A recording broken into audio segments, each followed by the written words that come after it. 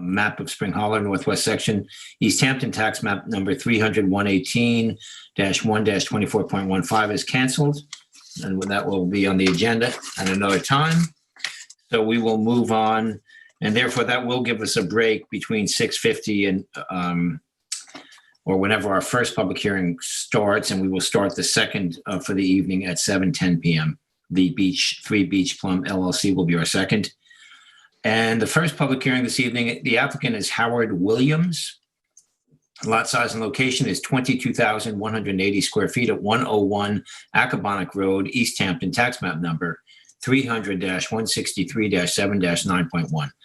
The project description is to allow an existing swimming pool, patio, pavilion, and fireplace to remain within side yard and rear yard lot line setbacks. The relief sought 4 variances from section 255-11-10 of the town code are required for this application. 2 variances of 10.3 feet and 1 variance of 0.9 feet are required from section 255-11-10 of the town code to allow the existing swimming pool, patio, and pavilion to remain 9.7 feet and patio to remain 19.1 feet from the rear and side yard lot lines where 20-foot setbacks are required. 1 variance of 1.5 feet is required from section 255-11-10 of the town code to allow the existing fireplace to remain 8.5 feet from the rear yard lot line where a 10-foot setback is required, and any other relief necessary. This is in the zoning district of B residence, and the flood zone here is X, and the secret class is type 2, and this is in board member Brenneman's East Hampton district. If you would, Tim, with your field report, please. Before we do that, can we? Oh, yeah, sorry. Jurisdiction? My apologies. Council, do we have a proper affidavit of service and posting? We have an affidavit with a October 14th mailing and an affidavit with an October 15th posting. The paperwork appears to be in order. Thank you, Council. Thank you. Tim? Okay, let me know when you can see my screen. I can see it. Okay, so I visited the property this morning. I must say it was one of the nicest postings I've seen. I'd agree. So kudos to the applicant and their representatives for that. This property, as noted, is on Accabonock Road, and the other thing I would say is I've driven by there many times, and for whatever reason, I don't look back onto that property. It's actually quite a nice homestead. So I walked over to the front of the home and took a snapshot in a landscape environment here because it's really quite substantial and again, a very nice setting. I'm now toward the, I guess it would be the south. Oh, Tim, pardon me, Tim, I'm only seeing the first photo myself. Yeah, me too. Oh, so sorry. So we see the posting, the mailbox and the posting. Okay, let me. Oh, Cole just dropped. Oh, shoot. Oh, it's not Tim anyway. I hear, yeah. Is it Ed? Maybe Ed's having, is Ed on with us? Ed, you on? I'm on. Oh, good. Ed's here. Good. Okay. All right. Anyways, let me Share again. Yeah. Share again here.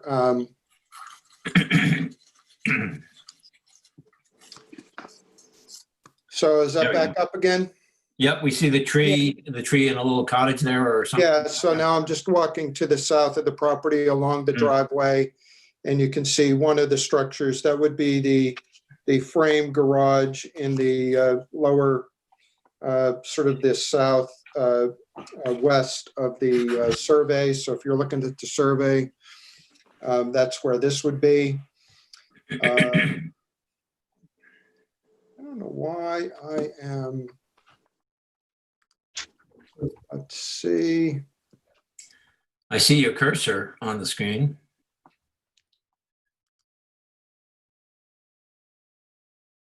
There we go. That's the next picture I see, Tim.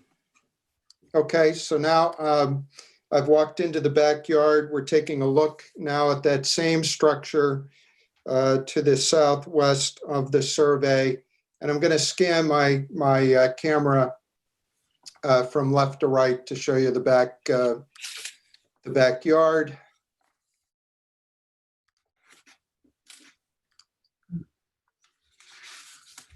So now we're taking a look at the pool and the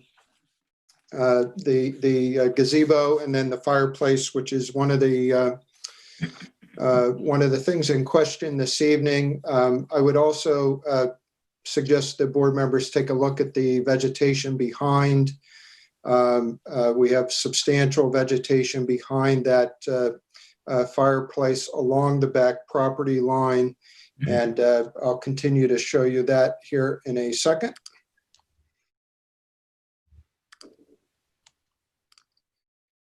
And now continuing over to the far, let's see, that would be the basically the north of the property, and that's a pool house structure, and I believe that's where the patio would be close enough to the side yard to require a variance there, so you can get a perspective on that as well.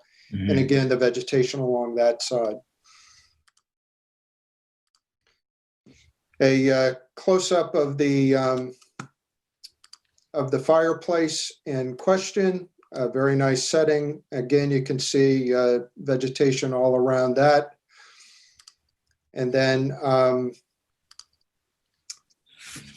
I stuck my camera sort of between the arborvitaes just to give you a sense for what's behind them. So we've got I would say a 4-foot white fence behind them, and then additional vegetation on the property behind, just to give you a sense of that. And then finally, just went around to the north side of the property and took a snap of the look back out toward Accabonac Highway. And that's the end of my my walkthrough this evening. Okay, thank you, Tim. Board members, any questions for Tim? Excuse me, just I one only want to second. know This what is LTV. I just survey need- would, Excuse Hold me, on, Terry, 1 second. Go ahead, Yeah. Matt. Sorry, Terry. Go ahead, We do Matt. have a call waiting, call on hold. Well, that's okay. They can wait. They can wait. No, I know. Oh, Yeah, thank Matt you, Matt. will- No. Yep, Yeah. yep, thank you. Go ahead, Terry. okay, no, I just wanted to get a date of the most recent survey. Make sure I have the right one. I think the one noted in the TAM and the one that I have is March 4th, 2020. That's what I Yeah, have. before 2020, yeah, that's Right. transferred to. March 4th, okay, I don't Yeah. have that, so let me make note of that, Oh, okay. really? Yeah. Tyler has put it up on the screen for us. So Yeah. thank you to Yeah. Tyler. The one thing I will note is that this application is in many ways related to a previous survey that was not clear. And yet I find this survey to be very hard to see and to decipher. It almost looks like there is handwriting on it, which makes me wonder about our ability to make a complete assessment with this survey. Yeah, I agree, Tim. It looks almost like whiteout next to the hot tub. You see that? It almost Yeah. looks like it was partially like a whiteout. It's a very poor scan or a very poor copy of Yeah, a modern survey that we're used to looking at. we should probably, to Tim's point, we might want to, pardon me, Tim, for interrupting, but we may want to have the applicants, since the records do get held open so long for the transcripts, the written records, it may be, I think it would be appropriate to get from the surveyor, a proper copy to the board members in the file. I You all apologize agree? to the board. I don't know how that, We can let them address that. We can let Yep. Ackerman's office address that, though. But go ahead, Tim, I'm sorry, or Terry, go ahead, I'm sorry. Terry? No, it was just the date. I have an older Okay. survey, so I'll Okay. just make sure it's, but I have that same kind of whiteout look on mine. Yeah. Okay, then we'll move on to the agents for the applicant. Do we have them there? yes. My name is Andrew Goldstein. Represent Howard Williams and Eric Goodness, the family that owns the property. I think the survey that was referred to is really the heart of why we're here. When we got the application, I couldn't figure out how the building permit had been issued for the patio in front of the fireplace. And in looking at the survey, because the plans, we got the building permit file, and the plans for that patio are part of the plan set, but the survey itself identifies the pavilion, but doesn't call out the patio beneath it. Well, Andy, let me interrupt you for a second. Two questions. When the survey I'm looking at, the copy I have, first of all, it looks like it's the whiteout, and I'm wondering if this, two questions. One is this the survey from which the building permit was granted? And my second question is, I see here with an arrow that's fairly clear, it says 9.2 by 15.2 covered.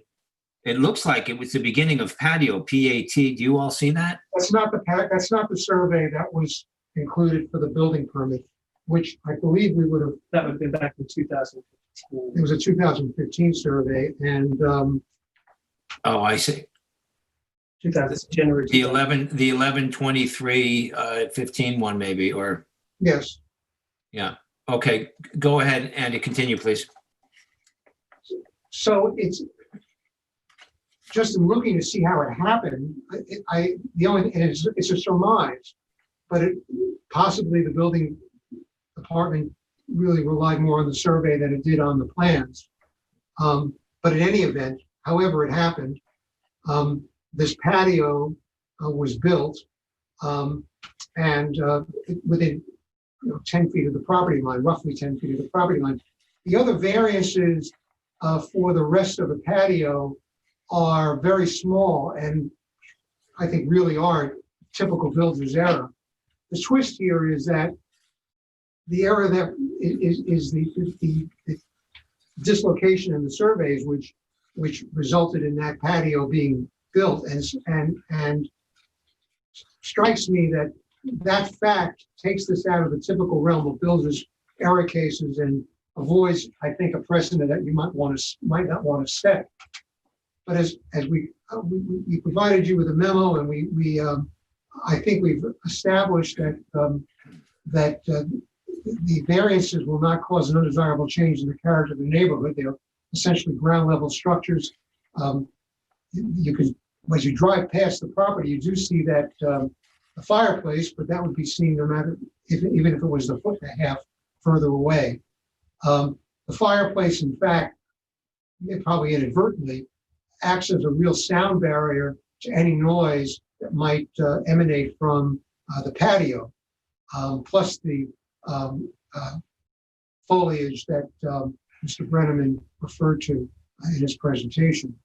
I want to introduce Howard and Eric, who, so you can put them under oath, but I mean, they were, as they'll say, they were sort of flabbergasted and disturbed when they realized that they needed these variances. It wasn't intended. And they sought ways possibly to avoid the need for the variances. And I think Eric can talk to you about the way, what's there and why they couldn't cut it down, as it were. John, do you want to put Eric under oath? Sure.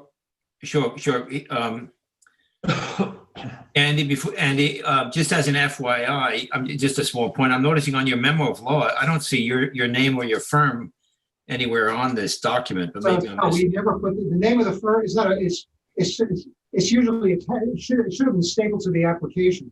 Maybe it was. Maybe I just have a copy of the inside of it or something. Okay. Yeah, we try to be anonymous. Yeah, right.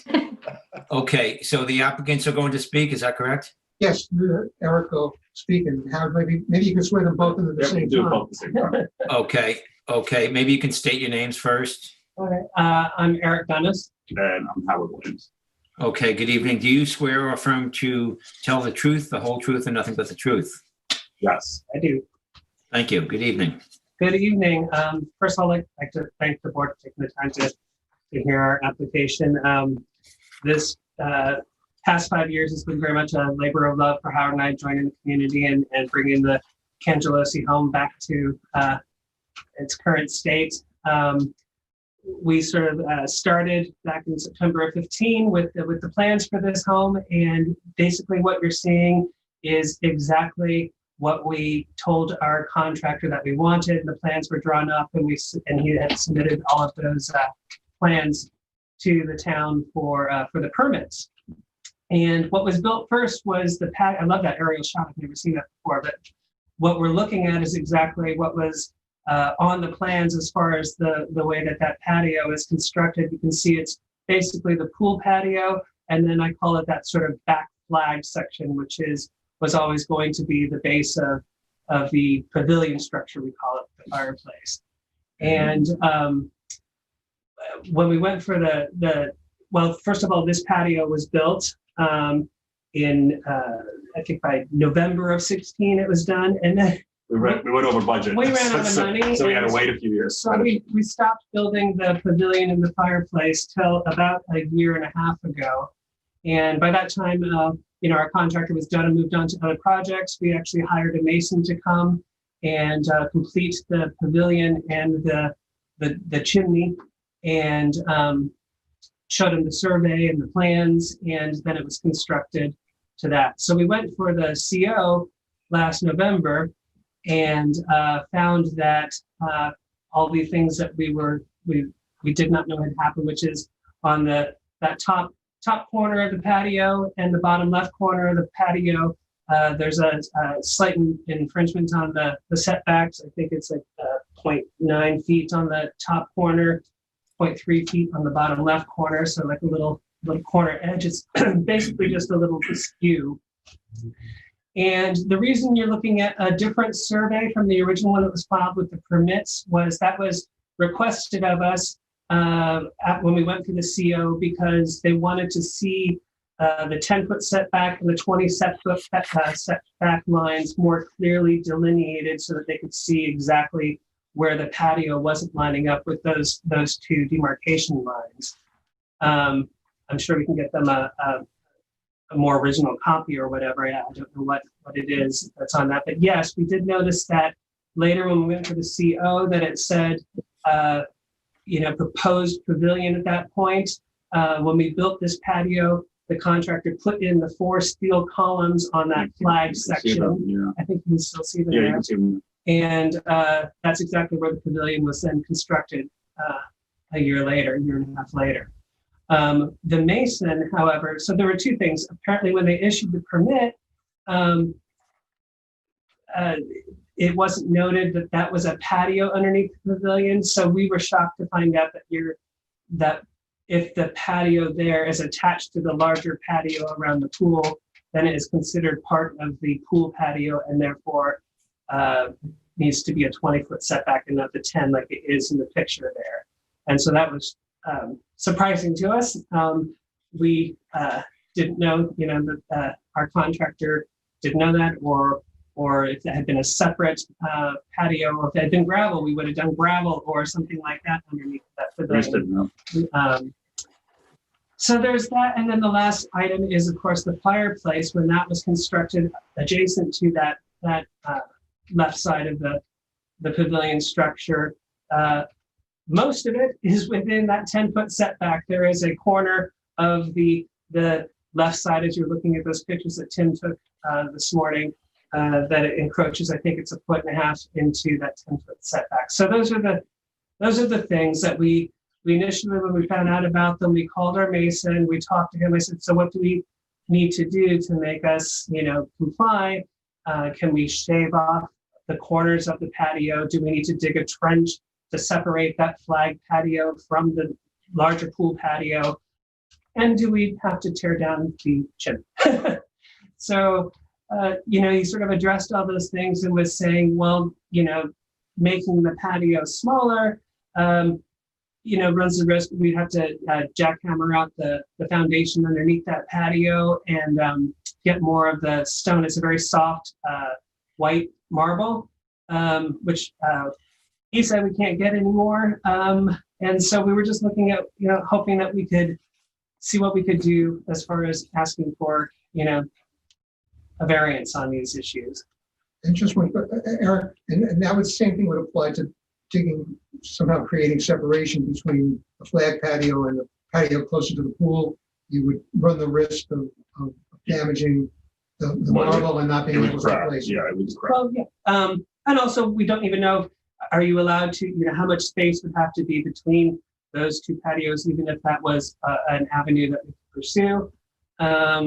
We did also talk to a fence company about, we have that solid Walpole 4-foot fence behind those green arborvitaes, about doing some sort of soundproof fence or that sort of thing.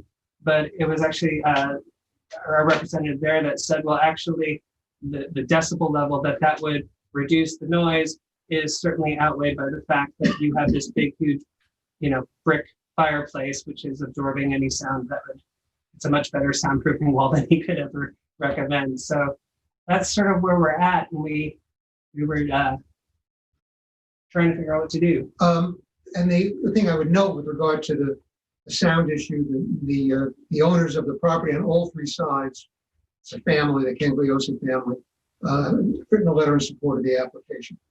Yeah, we have that. Yeah. Chair, if I may interrupt, Yeah. could we have Eric spell his last name for the record? Oh, yes, I should have asked that. Thank you, Nancy Lynn. Eric, if both of you would, please. My last name is it's Gunnis, and it's spelled G-U-N, like a gun, H-U-S, as in Sam. Thank you. And Williams is spelled W-I-L-L-I-A-M-S. Nobody ever asked me that. So that's Right. the one good benefit of it. So, okay, well, thank you. Board members, do you have any questions of the applicants or their agent? Yeah, just a question on the survey. Is this the original survey?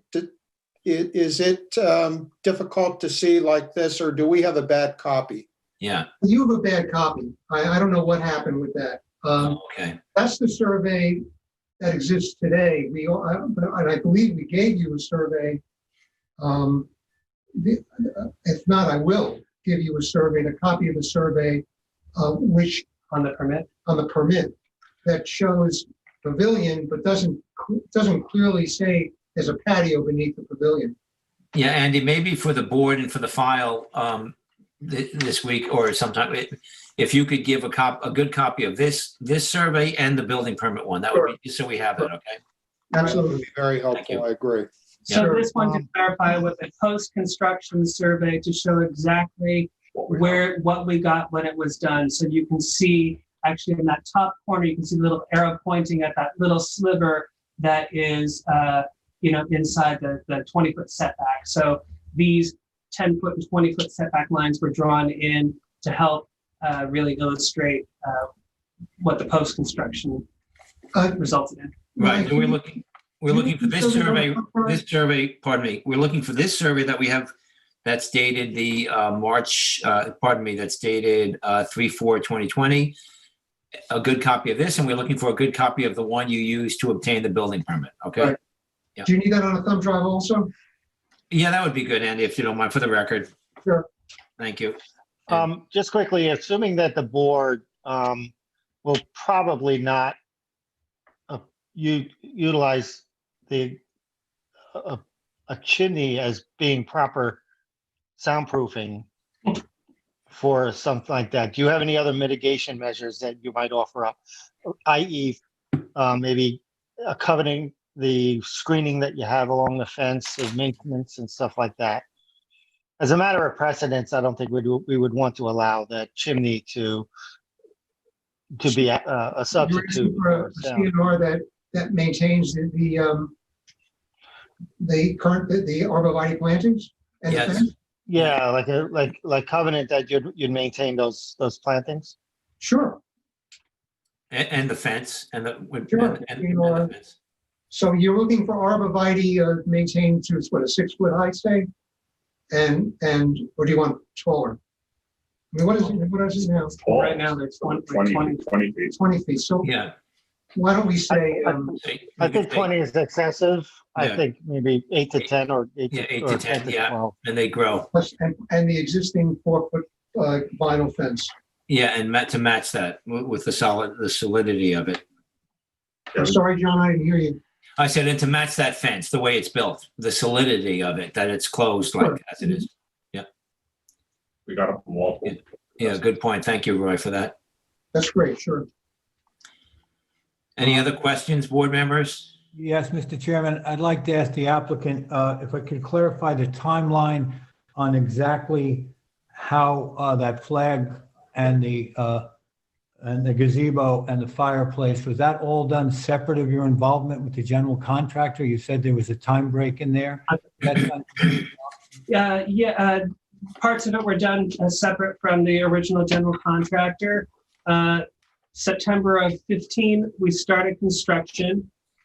September of 16, the patio was laid with the general contractor with those 4 steel columns of the pavilion. November of 16, that patio was completed. The pool was completed. The patio was completed. Then it was 3 years later that September of 16, that the fire. May of 19, the fireplace was started, and the pavilion structure and the roof, those columns, by a separate contractor. Yeah. So you're saying, I just wanted to make it clear that the 4 steel columns were erected by the GC at the earlier part of your project, and then there was. Correct. Yes, you can see that in the picture you had up before of the zoom of the property. It shows the 4, you'll see the 4 columns there. Thank you. Board members, anyone else? Any comments, questions? No? Okay, let's see if we have anyone in the public here, Matt. Do we have anyone waiting? We actually have Yeah. 3 people waiting. You want to take them before you do the planning department? Oh, jeez, I'm all confused. God, sorry, Nancy Lynch. Jesus, my apologies. Gosh. Yes, let's hear from the planning department next. Sure. Tyler Borsak for the planning department. Good evening, Tyler. I'll go ahead and swear you. You may have to turn your volume up a little bit, Tyler. Okay, I'll get a little closer. Thank you. Okay, Tyler, do you swear or affirm to tell the truth, the whole truth, and nothing but the truth? I do. Great, thank you. So I don't have a heck of a lot more to add to that. They did a pretty good job of covering what they're in front of the board for. One variance from the side yard here, a couple of variances from the rear for the patio, the pavilion, and the fireplace. I do have a copy of the building permit survey, which you can see here, which shows it in a more conforming location. The patio being underneath that pavilion still would have required a rear yard variance, but it doesn't show that there was a patio under there, which is, I think, where that confusion came from that they were speaking about. Everything else was conforming, except for that rear pavilion, which would have met accessory setbacks, but not the double accessory that would have been required per the town code. You know, it's interesting. Does that survey say patio? I mean, you see the lines, but do we see? Am I missing something to it? Does it say patio? I see swimming pool. I see pavilion. I see pool house. I don't see patio. Proposed pavilion. It says proposed pavilion, but it doesn't call out the patio. That's what I'm saying. Right. I missed why. I see. Go ahead. Say that again, Andy. I see where it says proposed pavilion, but it doesn't call out the patio, proposed patio beneath the pavilion. No, but it doesn't even call out the patio next to the pool, does it? I don't even see that written. Oh, yeah. It does. I mean, well, I think it does because you can, I maybe not, maybe the words aren't there, but I mean, it's drawn in there. it's drawn in there, I I guess. know. I'm just saying that's not very good. Well, obviously, you should use Walbridge. I think these surveys actually retired, I believe. Yeah, this is not Walbridge, this survey. This was his last survey. However, the pavilion and the patio were submitted on the plans for this permit, were notated. Yeah, the plans accompanying the survey. No, I know that. I'm just making a point that typically they would call out that it's a patio. That's my Yeah, point. sure, absolutely. But that's the issue. And here's those plans of the actual pavilion and pool area that were referenced. I know. I actually don't see patio written next to the pool either. It's drawn, but it's not called out. Is it? And that's Anthony Vermanblad of Sag Harbor. Yeah. And I think the issue with the survey that was submitted is this is where a fold was. You can see a sort of fold mark here. I think that it was just like just a smudge from the fold. My actual one that I have in my file is slightly better than this one. It was folded. Along the same lines. That's sort of where it was folded over. It's the center of the page. Whited out. Yeah. So it wasn't whited out. It was just smudged. So that shouldn't be an issue to resolve. Right. But yeah, I don't really have anything else to add. They gave the board, I think, all the information that they need as far as how it became what it became. I can just be available for any questions you might have. Great. Thanks for your work on this, Tyler. Okay, board members, any questions for Tyler before we go to the public? No? Okay. Does Go this ahead, meet this 5-foot separation thing of the patio? No. That has nothing to do with the principal structure, right? Right. Yeah. And the pavilion, the patio under the pavilion is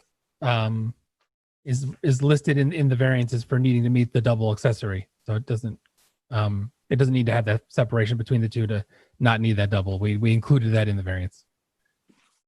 Okay, thank you. Okay, thanks, Tyler. Matt, let's have the first caller on, please. Okay, and just for the record, just to let you know, I believe the third caller is for the next hearing. So I'll just do the first two callers with your permission. Yeah. Yes, sir. Thank you. Okay, stand by, please.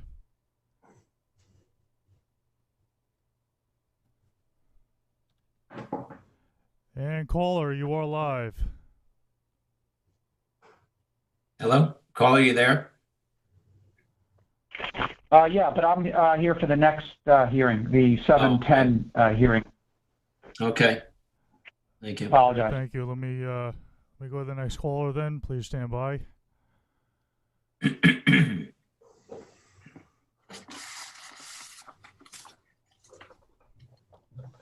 And caller, you are live.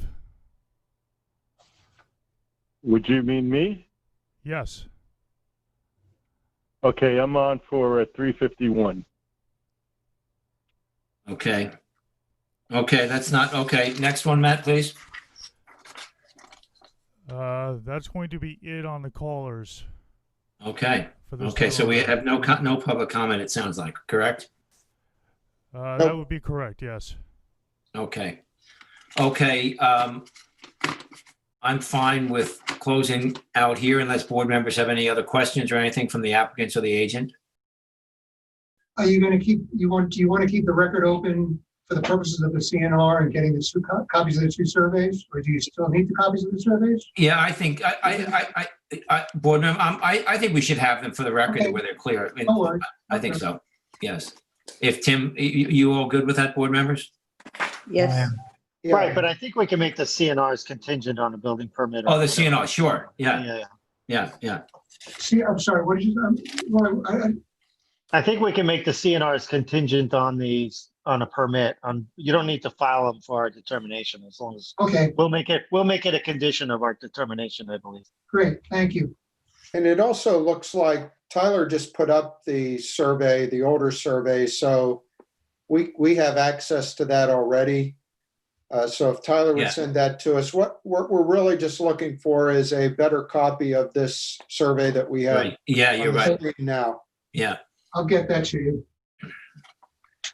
Okay, so in the matter of Howard Williams at 101 Accabonac Road, East Hampton, Suffolk County, tax map 300-163, 7-9.1, I make a motion to close the public hearing and to keep the public record open for 2 weeks after the transcripts have posted, and specifically looking for a hopefully an improved copy of the March 4th, 2000 survey.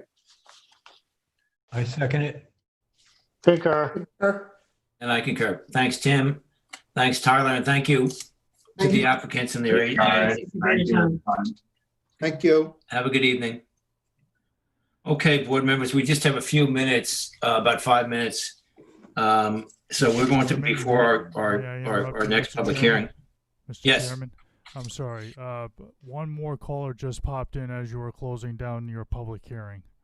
Well, I guess You'll have to, that's you'll the have to- way It's it is. closed, I'm sorry. They'll have to submit something written, but once Yeah. the motion's made to close it. Yep. So they can submit something. The record is going to be held open for quite a while, so there's plenty of time, as Okay. Nancy Lynn says, to submit something in writing. I'll, But thank you, Matt. yep, Okay. and they're still holding, so Well, you can let them know. They might not even be here for this Do we- application. We really don't Do we know. know? very true. Yeah, no. Yeah. Okay, we're going to move along, board members. We're going to jump down to item number 4, work session. And we have an administrative application. And Brian Frank from the planning department will walk us through this. The applicant is Verizon Wireless. The address is 106 Stephen Hans Path, Waynescott, tax map number 300-193-2-4. And Brian is here. And Brian, maybe I'll swear you in to get us started for the evening, please. Sure. Brian, do you swear or affirm to tell the truth, the whole truth, and nothing but the truth? I do. Thanks. Good evening, Brian. Good evening, Mr. Chairman, board members. We have an application that the planning board is really reviewing for a wireless communication facility at the town-owned property in Waynescott off of Stephen Hans Path. Most of the project is out of natural resources jurisdiction. It's a 120-foot stealth monopole, concrete mounted pad, generator, and other appurtenances inside a chain link fence. I'm going to share my screen and show you the property. Thank you. So if you're familiar with this area, here's Montauk Highway, here's Stephen Hans Path, here's Daniels Hole Road.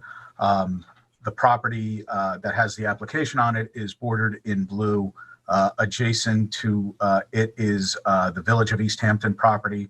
So if you're familiar with the junction of Stephen Hans Path and Montauk Highway, the village has a highway barn on this property, and the town has a highway barn on the property to the north. There is other town-owned property around it. This aerial is good. It shows you at least some of the wetlands, really the only wetlands that are in jurisdiction of this project. And I will, of course, show you the site plan. To the east of the property is on the east side of Stephen Hans Path is a tributary to Georgia Pond. This seasonal pond, well, actually it's a permanent pond, and a seasonal stream as you go north. What doesn't show up very well on the aerial are wetlands to the west of the proposed project that are more than 150 feet away. And I'm going to show you the at least one of the site plans for that now. Who owns the property where the pole is going to be? Town of East Hampton. Oh, that is town, okay. I'm sorry. This site plan doesn't show as much as this one. I'll zoom out so that you get an idea of the project a little better.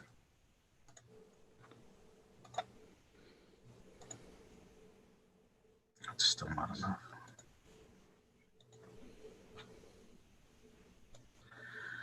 So to the west of the property are wetlands that don't show up on this map, but what you see here is the 150-foot arc of the jurisdiction for structures and clearing. So this is where the monopole is proposed, the concrete pad, and the chain link fence. This is an access road that has yet to be constructed. That is also out of wetland jurisdiction. The portion of the project that's within jurisdiction is this directional drilling. There is a junction box and another access conduit for a directional boring that goes from the edge of the road to the access road. And a significant portion of that is within natural resources jurisdiction.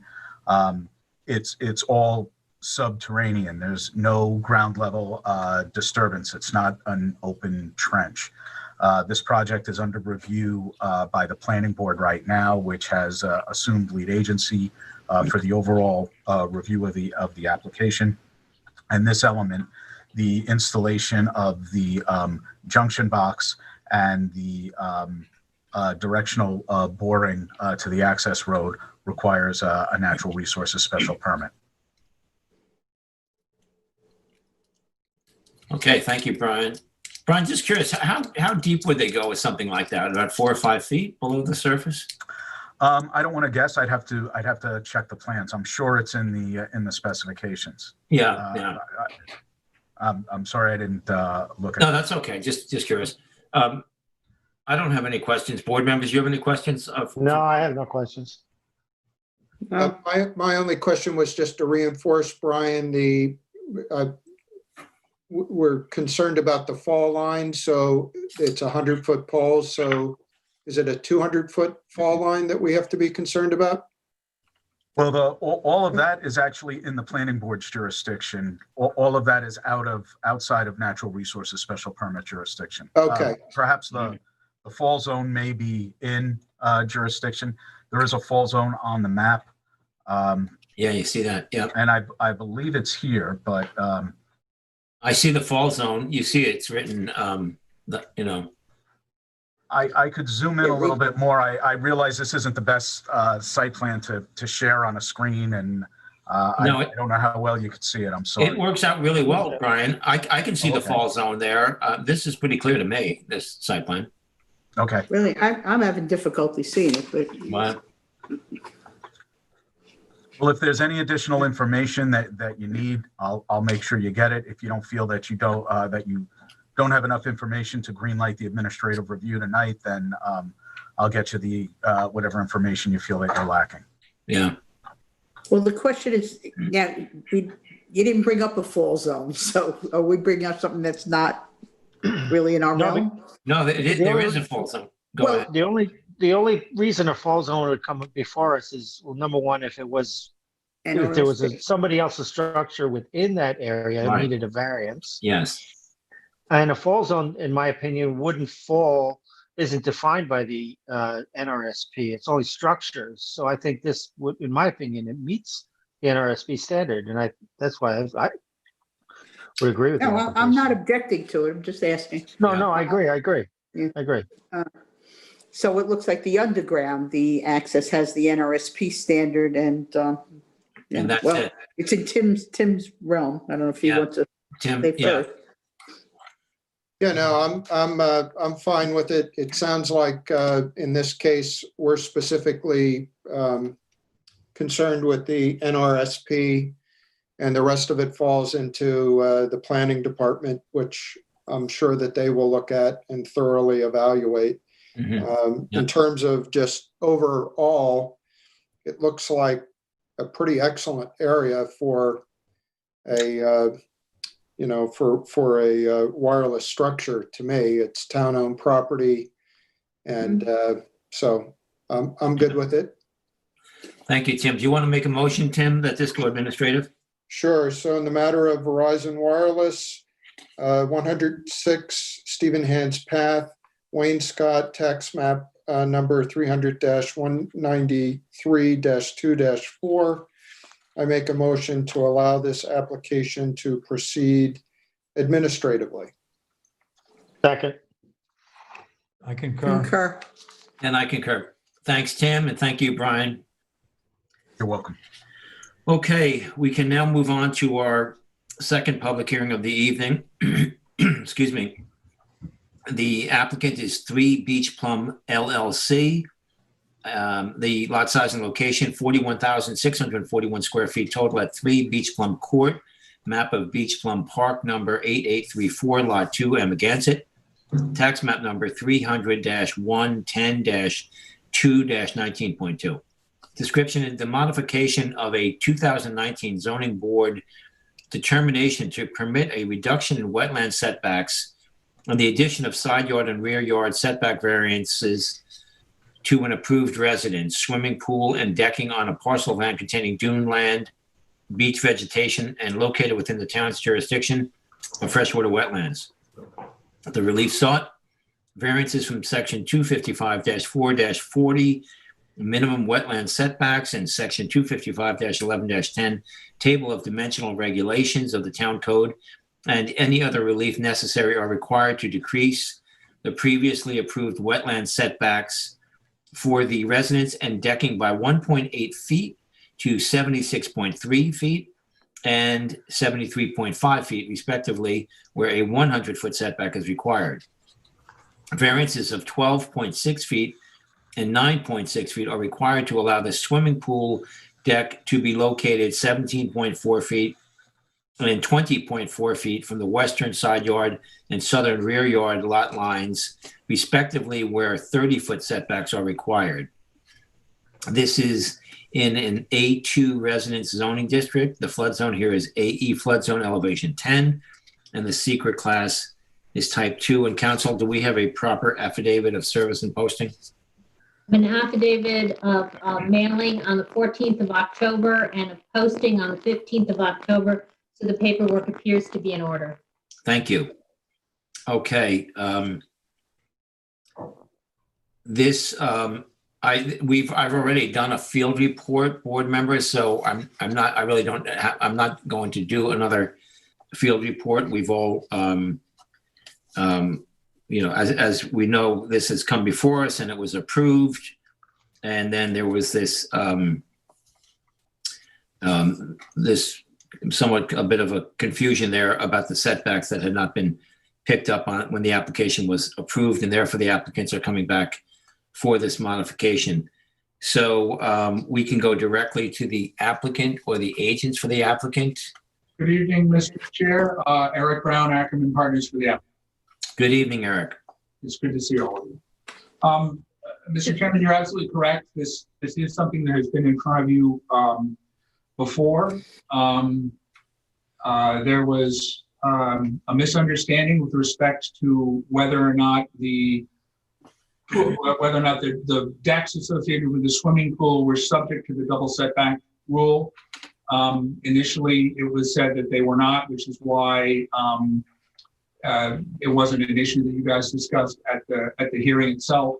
I would note that, as Brian does in his memo, the swimming pool itself is conforming, and there are portions of the deck associated with it.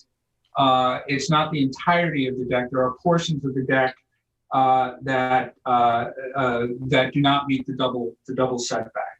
I wanted to point out that this is really for this project, for this property rather. This is the only exterior recreational space that these people are going to have. You guys requested and the applicant agreed to a scenic easement over, I believe it's between 67 and 70% of the property. So it's not like you're going to be able to, decamp to another location. We had suggested early on when we first learned that these setbacks were an issue, that we had offered to decrease them even further by moving the house further east. But that was something that was, and we did that because initially Brian had indicated that the wetlands on the southeast side were not as significant as the ones on the north, and that to the extent we needed relief initially, we should look to those as something that we would move towards. That was not something that I believe the planning department supported, increasing the degree of that variance, anything beyond that which is necessary to deal with the pyramid issue. So as a result, we have, what we're leaving them where they were, where the decks where they were initially.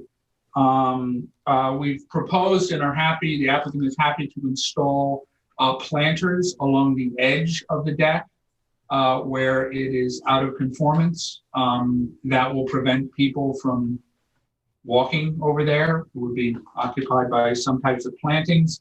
I believe we've submitted some drawings. The architect is on the phone here and he can jump in whenever he feels the need to, but we have offered to install those planters, which would keep people back. Let's see what else.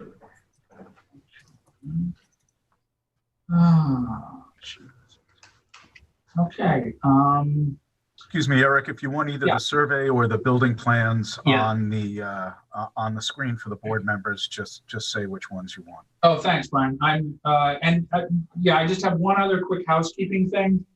In his memo, Brian had noted that at the original hearing, we were granted a 6-foot height variance.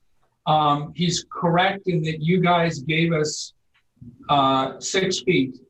Rich Warren and I, when we got the determination, we thought that was more a height relief than we needed. So we watched the hearing, and that was in fact the case. So in August of 2019, you guys amended, passed a resolution amending the determination to show the height relief at 3.9 feet, as opposed to the 6, which you guys granted initially. Okay, thank you. Yep. Thank you, Eric. Sure. Board members, any questions for Eric right now? Okay, I think just what you mentioned, as far as the setbacks, where you mentioned, I think it wasn't picked up, but I don't believe we ever said it didn't. I forget the words when you started off this evening, but it wasn't picked up. I mean, okay. But I think it is important to note for the public that this. And the board did not pick up on it exactly specifically as well, but we all know that, or some of us know, not all perhaps, that years ago, the building inspectors used to actually allow even a 1 foot, a step down to delineate between pool patios and other patios. And then there is, and that now we use the 5 foot separation as we've had recently, where the building department is looking for a 5 foot grass vegetated separation to delineate a pool patio from another patio. And I think it's important to note that this patio this patio and the pool are up on a roof. They're not at the grade, so they're up. They're roof level, correct, Eric? Yes, they're correct. They're structurally integrated into the rest of the house. If the board will remember the house mass is largely raised up in the air. There's a little bit at grade, but the vast majority is raised up. So, and I just want to note, Mr. Chairman, for the record, with respect, I just want the board to be aware that on the decking on the east side of the pool, which is where there's a little sitting area, is actually 16 inches lower than the portion above it. So there is a decrease in elevation, albeit I don't exactly know if that provision is still in the code, or if it is, how much of a difference. It's not. I mean, it was a building inspector's call, and now the Ken Glennon uses a 5 foot separation. But so, I think it would be great, Brian, if you brought up, just as we're discussing this, if you wouldn't mind bringing up the survey, Eric, if that's okay with you. Whatever you guys want to do. Yeah. And I want to be clear. I just want to, Eric, if you will, this is a pool setback variance, double setback variance only. You're not increasing any clearing. You're not changing any clearing. No. That was approved previously. No. This is right. Just want to make sure that's all clear. No. So there's no change, Roy. It's essentially the only change is the slight shift to the east. That is to address there was a pyramid issue, and rather than come back and ask you for height relief, we decided to shift it slightly, since it's only, I think it's 1.8 feet to the east, and that eliminates that issue. Right. So Brian, since you have the screen, if you please, I'm going to ask you to point out for the public the swimming pool, the deck, the hot tub, and the stairs, if you would, with your cursor. I don't know if the public can see that, how clear it is, but we can. Sure, Mr. Chairman. This area here is the swimming pool and the deck. It comprises a little bit less than 1,500 square feet. This is the corner of the property where the southern setback of, I need to get in a little bit closer to read that. Yeah, that's fine. Zoom in is fine. Thank you. 20.4 feet Yeah. to the southern property line where a 30-foot setback is required.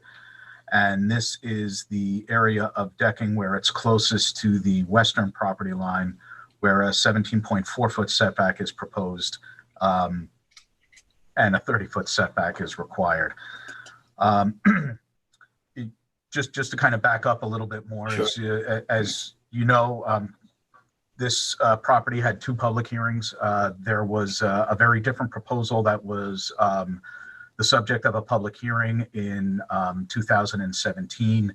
That proposal, in the planning department's opinion, was unlikely to get approved.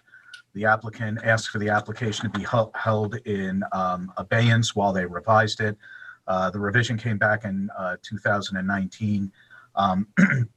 It was approved early in the year, modified a little bit later in the year for the scenic easement, and I didn't realize that the height variance that was initially granted was reduced based on the applicant's perceived need for less relief.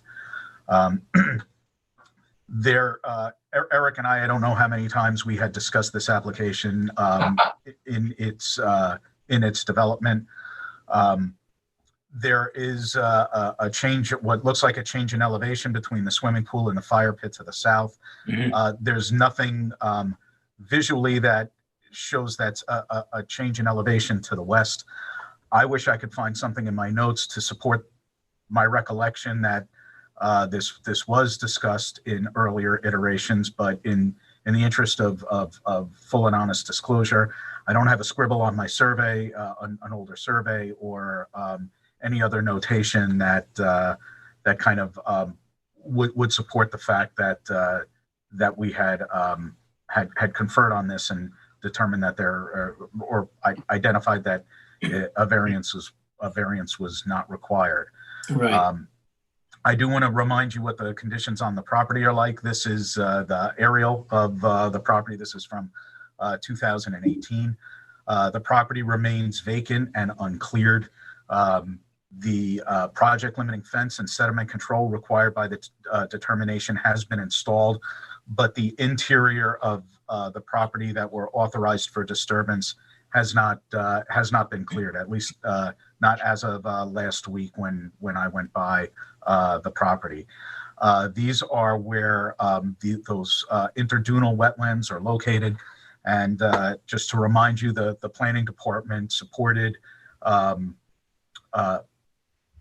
nominal variances in conjunction with limiting disturbance and keeping the duneland habitat that dominates most of the property intact.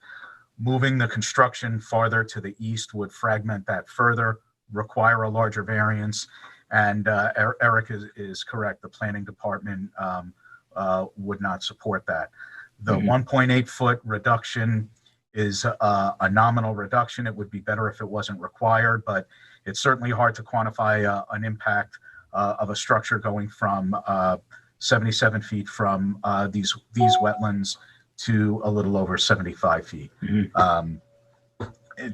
Brian, as well, if you please, and again, the board, the board members all knew, obviously, that it was a rooftop deck and there was a lot going on. It's a big project and a big application. So we missed that as well. Brian, I believe a sketch, and Eric, I believe, Brian, there's a sketch was submitted or a revised drawing that shows a planter, a revision to kind of that pool area. Do you have that, Brian? I can bring it up, yes. If you please, thank you. Before you do that, Brian, where, Yep. the 1.8 is where? It's up at, do you point that out? I'm pointing to it. I'll do it on the survey. It's noticed for 1.8. The reductions are actually a little bit less. The closest. Sorry, I didn't mute myself in time. I wanted to do that before I. That's okay. But, these are the setbacks that are shown. The closest setback for the residents, I believe, is the 76.3 foot setback shown to this wetland. The setback of the decking was not dimensioned off and was estimated by the planning department. And I believe it's in this location here. It's on the survey on my desk. I didn't scan it, so I'm sorry I can't show it to you, but that's where the closest wetland setbacks are. Right. Okay, and that's toward the west. To the east. To the east. To the east. Yeah. The wetlands are to the east of the property. Up at the top right, Terry? Yeah. Yeah. Mm-hmm. There are two. These are two interdunal wetland swales. They're areas where the elevations dip down close enough to the groundwater table to support a wetland plant community. And I don't know if I have an aerial that shows this, but there are extensive wetlands in other areas of the property that are substantially wetter. They have standing water in them for most of, if not all of the year, and they are very vegetatively diverse. They're rimmed by native shrubs, a lot of emergent vegetation in the interior, and very high diversity. Thank you, Brian. Yeah, if you could pull up that sketch, that would be helpful too, please.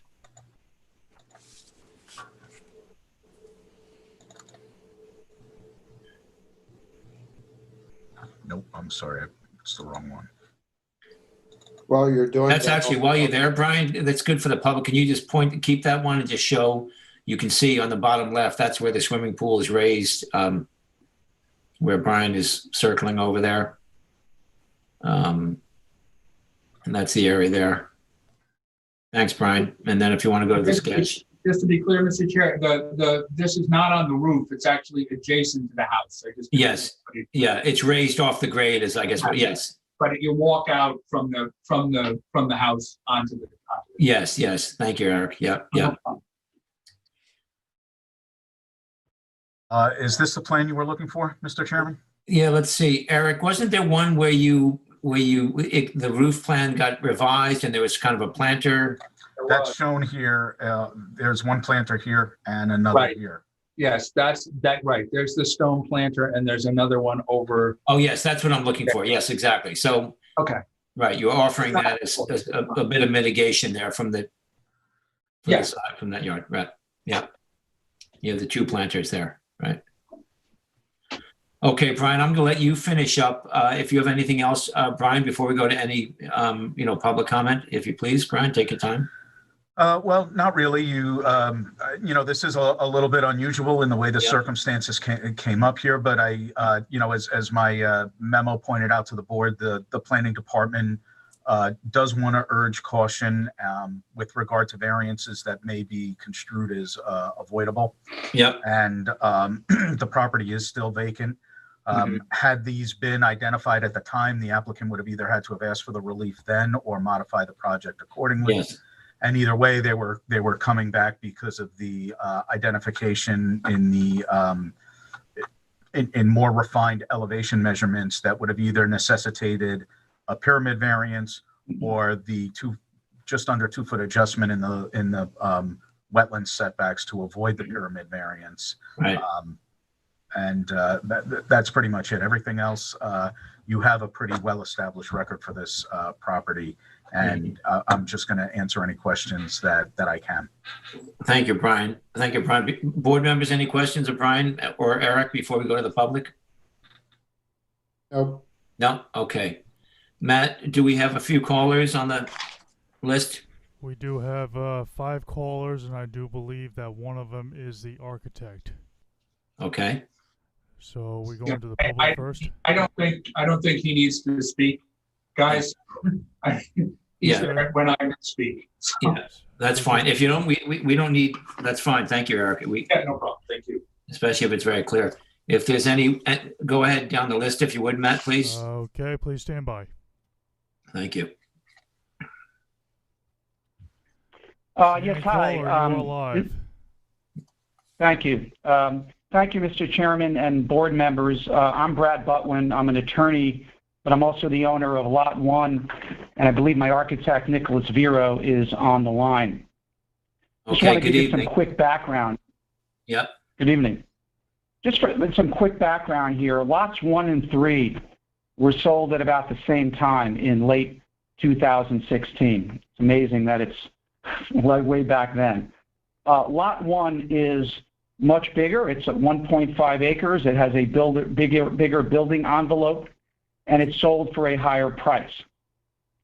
Before my purchase, and as part of our diligence, we read the extensive files, the Planning Department land use memoranda, and other documents in 2015, which stated that Lot 3 would need to be built on the northwest side of that lot rather than in front of my lot due to the location of the wetlands that you've just heard about. And so I proceeded with my purchase.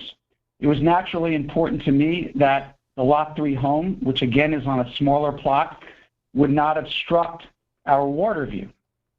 During my architect's many ensuing talks with Mr. Frank, who was great over a lengthy period, we requested that we place our house farther south to where it is now and build a bigger house, but we accepted Mr. Frank's recommendation based on the wetlands to our south and to Lot 3's east to put our house where it is without any commotion.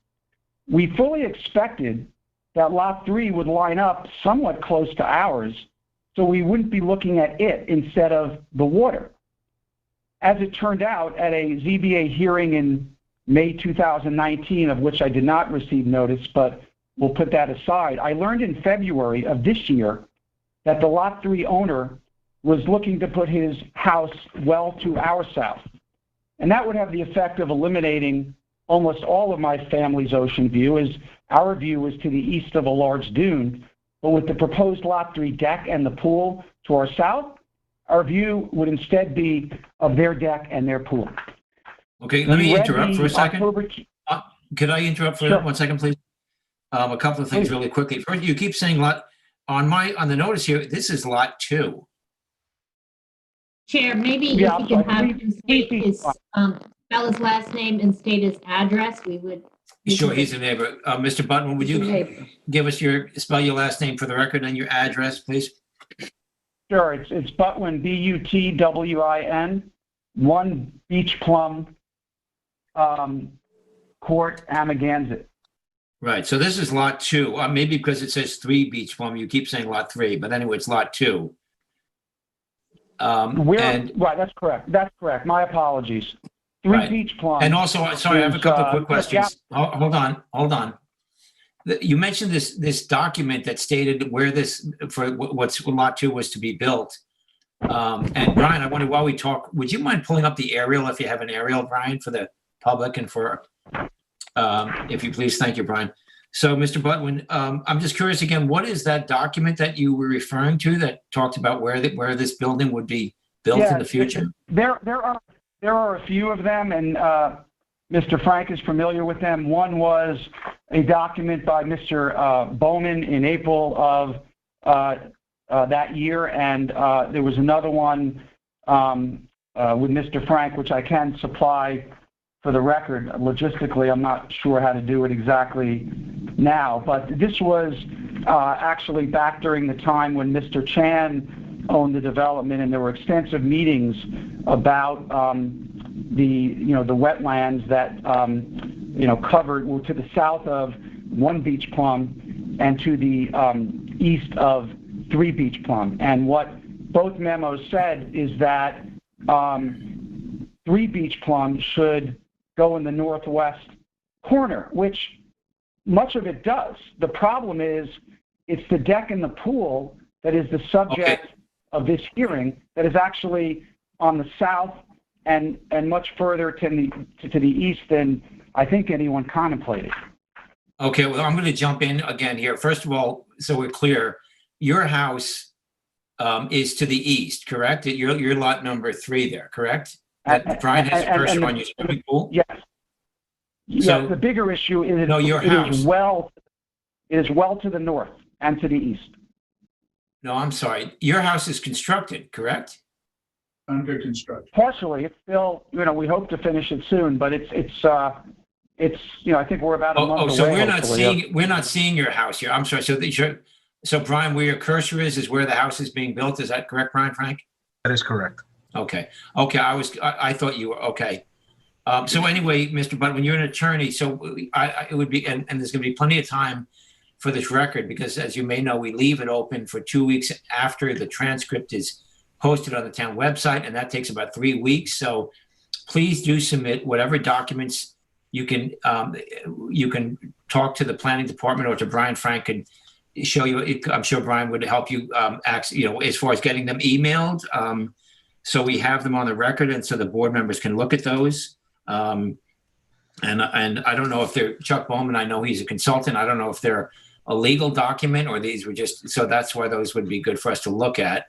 And as well, I don't know why you weren't, thank you, but I'm going to continue for a minute as well. I don't know, we always hear this, people weren't noticed. I mean, you're the next door neighbor, and did you know the public hearing? Because we're coming back. We've already approved this project, just so you know.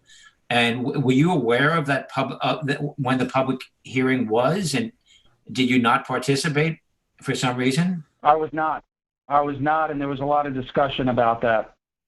I didn't find out until February of 2020. And who did you discuss this with that you weren't noticed? I'm curious, because we normally get to the bottom of it. Mr. Frank, and he eventually, was able to send something that had a scribble that nobody recognizes. So you were noticed? Well, we did not receive it. There is something in the file that you can look at it. It doesn't contain the signature of anyone that I know. Okay, well, it's just that we get this all the time, and typically it's a confusion of a New York City. They're sent to where your tax bill is sent to. So moving along, we have to move along too. You can, and I just wanted to remind you though that this was approved. Go ahead. Go ahead. So we read the October 2019 determination. Of course, it didn't address the variances to the south or the east. It did deal with the wetlands variance and a height variance. We then, based on the precedent, we went about our construction in terms of, the pool, the deck, the patio, the deck furniture. And so now we're learning that, before this tribunal is not only, a large variance to the south, about 10 feet, but roughly 2 feet to the east, which I'm not going to quibble about. The point is that if you're just looking at equity and both of these houses, we are well to the north, maybe because we went first, maybe because we just said, okay.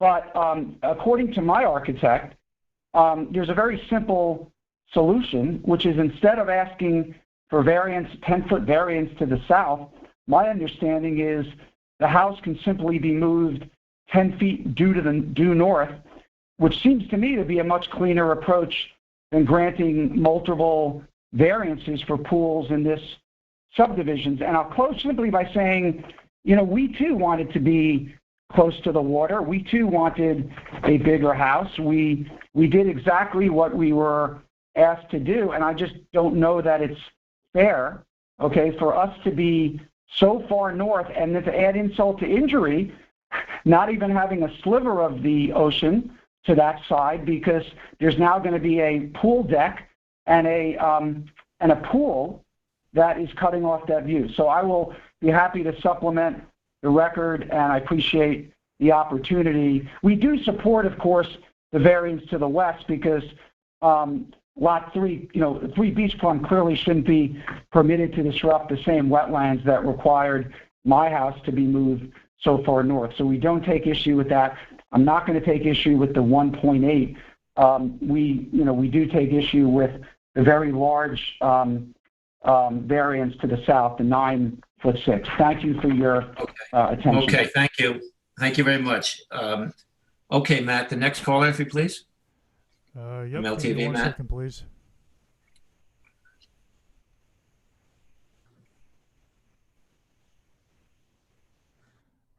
And caller, you are live. I'm on for the next hearing. Okay. Next caller, Matt, please.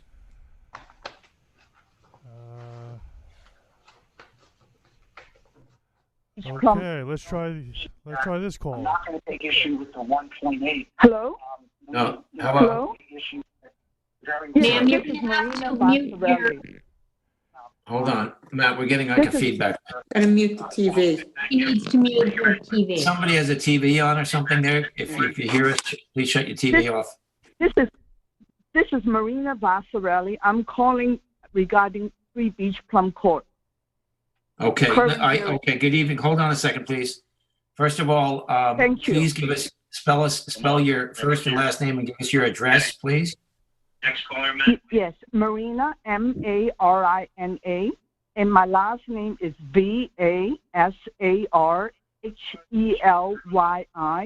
I'm the neighbor at 5 Beach Plum Court and Megantic. Okay, do you have your television on? Yes, Hello? I have the television on. Please shut it off. Please turn it off. Oh, okay. Oh, okay. No, I don't have the television on. I have the sound. Well, turn it down, turn it off. Oh. Turn it off, please. Turn it off, please. Oh, okay. Sorry, sir. Hold on 1 second, okay? Yeah, we'll wait for you. Okay, it's off. The sound is off. Okay, thank you. Okay, just, I'll let you speak, but just, Brian, would you point out the lot, this woman's lot? Yes. 5, Brian, if you would please. This is lot 5. It's the adjoining property to the west of 3 Okay, Beach. thank you, Brian. Okay, ma'am, go ahead, please. Go ahead. Good evening. This is Marina Vassarelli from 5 Beach Plum Court. I have come in front of the board quite a few times. I'm sorry, I have to interrupt again. I have to swear you in. If you're not an attorney, I have to swear you in. My apologies. Are you an attorney? Sorry, I'm not. Okay, if you raise your right hand, please. Do you swear or affirm to tell the truth, the whole truth, and nothing but the truth? Yes. Okay, go ahead. Now I won't interrupt you. Go ahead, please. Okay, this is Marina Vassarelli from 5 Beach Plum Court. I have came in front of this board quite a few times regarding the hearing.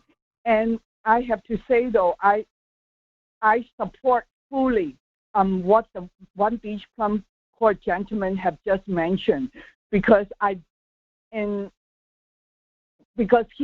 house is already pretty much built, and he respects all the town code, and it's a beautiful house. And only for 3 Beach Plum, they keep on asking for more exception. And then I strongly object the current one that is on the table, that they wanted an additional almost 30% variance. Instead of 30 feet, they wanted 17.5 feet, and then instead of 30 feet, they wanted 20 feet. And then I am the 5 Beach Plum resident will be directly hurt by that, because it intrudes on the privacy, and the current 2 properties, 3 and 5, are very, very close together. And they wanted to ask for additional variance to be closer, and then for all these outdoor activities. So we will lose our quietness, serenity of the property of our home, and just because they wanted a bigger and more grand deck. And as the other gentlemen have mentioned, okay, the 3 Beach Plum can have a very beautiful home just based on what they have, instead of asking for all the variances to cause harm and damage and pain to the neighbor and to the public. And I don't understand what is the rationale for people continue asking for that. Because when the board decided to grant that 12 feet variance and 9 feet variance, they will be coming closer to me, and basically it will be very noisy for all these outdoor activities, and I don't think that that's really fair. All the residents in the Beach Plum Court, we purchased based on the understanding of what we are buying. And it can't be a few years down the road, someone have the resources, continue to hire attorney to appeal, keep on coming to the board and ask for variances. I mean, that is really, it's not right. People have to respect the code that the town have established. And 1 Beach Plum was the perfect example, okay?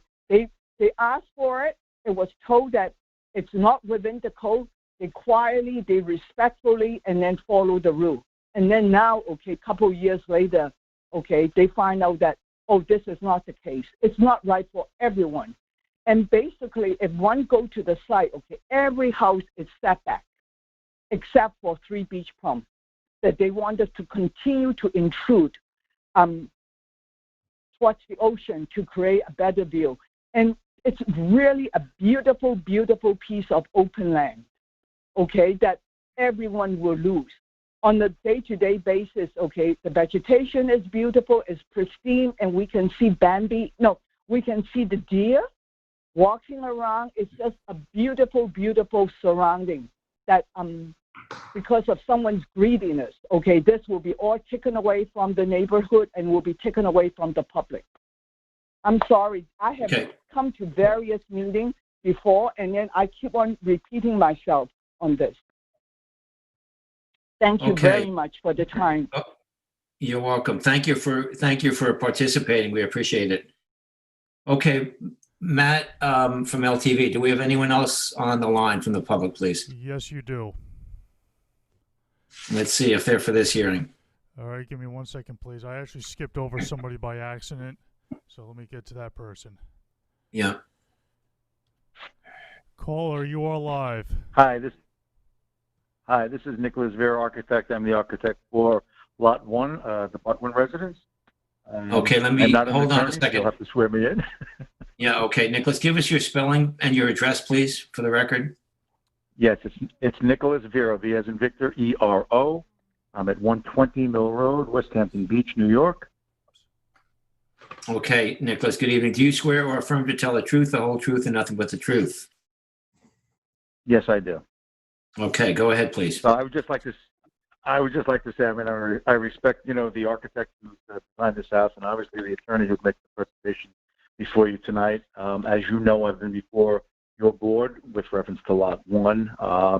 Listen tentatively to what Brian Frank had to say over, the course of planning the Butwin residents, moving things around to adhere to all the zoning restrictions. And just quite frankly, and very simply, I mean, we were fine, what Mr. Butwin had to say. We were not notified. We didn't know that, this was water under the bridge. The house is the house, and it's where it is. It has been staked out, and we've accepted it until now we have an opportunity to just, speak a little bit about, the variance that is requested here.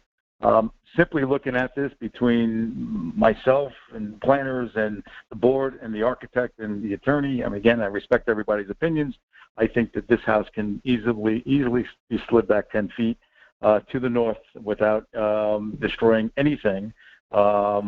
Things can be just moved around a little bit. I'm in this business for 40 years, and I know what we can and cannot do. I know what we can accomplish. I'm not, saying that the architect, has to redesign this whole thing, but, certainly as you just heard a testimony from the neighbor over on number 5, it is a 30% variance, and it's a lot. 10 feet's a lot. When we're trying to push things around and we're trying to adhere to setbacks and wetlands and privacy, I think it is a lot to ask for. So I would like to, if I can, I mean, I just sketched over my survey that I have in Mr. Butwin's property and superimposed a little sketch in this, and I would like for the record to let you know that I'd like to submit that along with whatever else Mr. Butwin is going to be submitting to Brian Frank for your review. And thank you. Sure. Okay. Well, thank you for participating. We appreciate it. Okay, Matt, anyone else on the line? Yes, there is. 1 second, please. And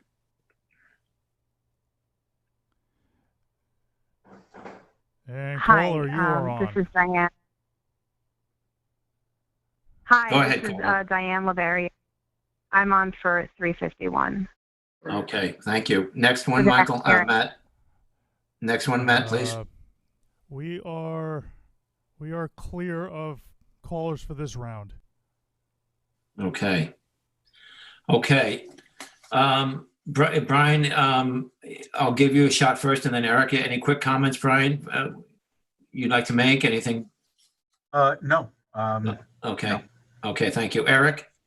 I don't have anything. That's fine. You don't have to. I just wanted to give you a chance. Okay. Thank you. So we will be leaving the written record open for some submissions. And for anyone else who's listening to this this hearing, they as well can submit whatever they like. Chair, Yes. maybe clarify, they have to do it within the time frame. Yeah, We're the not time.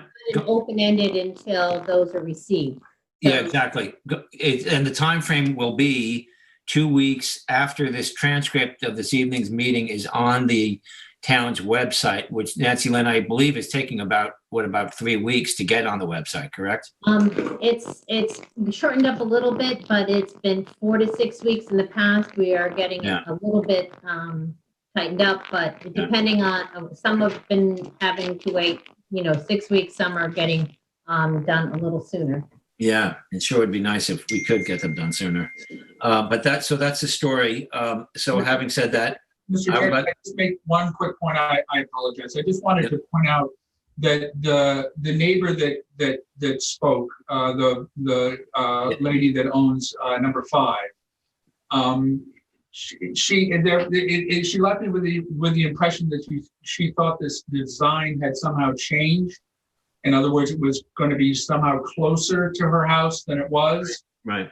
That the houses proposed in these features that we discussed were exactly where the board reviewed them, and she did appear at the hearing and went over the plan at that point. Yeah. So I just wanted to make sure we're not asking, the need for the variances come after the. Right. You're actually moving it 1.8 feet further away, correct? Exactly. That's correct. Thank you, Eric. Okay, so with regard, I'm going to make a motion now with regard to 3 Beach Plum LLC at 3 Beach Plum Court in Amagansett, tax map number 300-110-2-19.2. I make a motion to close the public hearing and leave the written record open until 2 weeks after the transcript of this hearing is on the town's website. Second. Concur. Concur. Sorry, concur. Okay, thank you. Thank you all. Thank you, Brian, Frank. Thank you, Eric. Thank you. Have a good evening. You guys. Thank you to the callers who participated.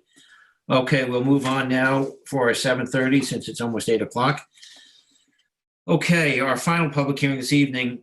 The applicant is 351 ELD LLC, and this is the lot size and location is 66,648 square feet at 351 East Lake Drive in Montauk, tax map number 300-7-2-2.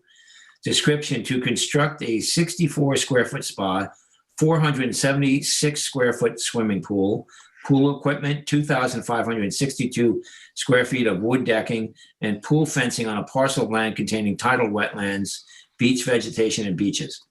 The relief sought, a natural resources special permit pursuant to section 255-4-20 and any other relief necessary. This is in an A residence zone.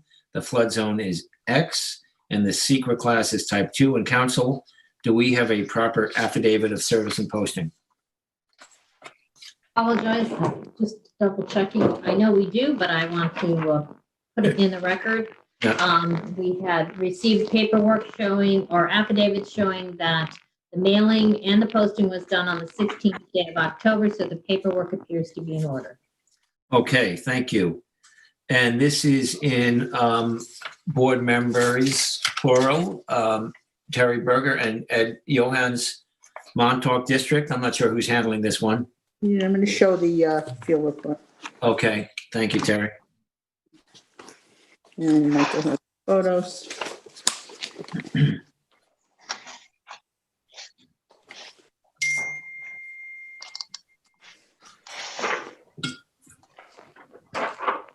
Okay, so this is at 351 East Lake Drive. This is the official notice and posting. The original one had been destroyed by the weather, and they did repost it, and it survived. Next. Mike? Okay.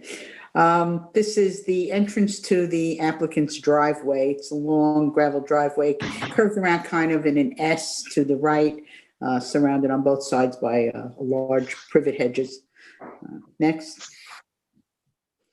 This is just a shot up East Lake Drive toward the north. You can see how pristine this whole area is. Next. And this is the shot immediately across the street from the applicant's entrance is an entrance to the Big Reed Nature Paths in Montauk County Park. Next.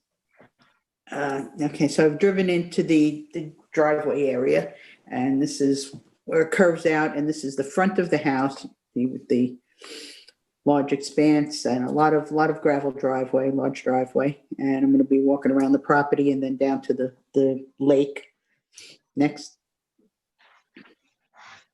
This is now walking across the northern side. This is a view to the north. There is a house behind those trees. That is the nearest neighbor on the northwesterly side. Next. Where am I? This is the front of the house, just a shot across relatively from the north to the south. There's also a neighbor on the south side, but you can't really see them from here. Their driveway is immediately adjacent to this one, but it curves to the southerly direction. You can't see the house. Next. Now this is the south side of the house where the pool is proposed on the survey, running from east toward west along that wall, the pool and the patio. And next, now it's a shot from farther south down and across looking to the north of the property. You can see the back of the house where there's an existing deck, which is proposed to be replaced by a very large deck running down toward the water. And beyond that, you can see the shed in the distance. That structure in the back is beyond the hedges is the neighbor, the next door neighbor to the north again. And you kind of see a drop off here where the grass kind of dissipates. There's a little bit of a foot or a foot and a half drop off, and we'll see more of that next.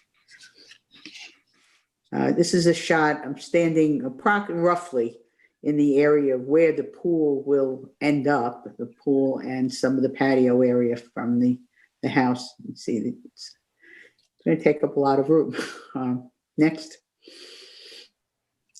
This is a shot again, and member Johan is standing roughly. You can see the distance for roughly again for where the new decking is proposed to end up. And now you can begin to see the concrete walkway that is there that runs down to the water, which, yeah, go ahead. The applicant is agreeing to change to a pervious surface walkway. And next.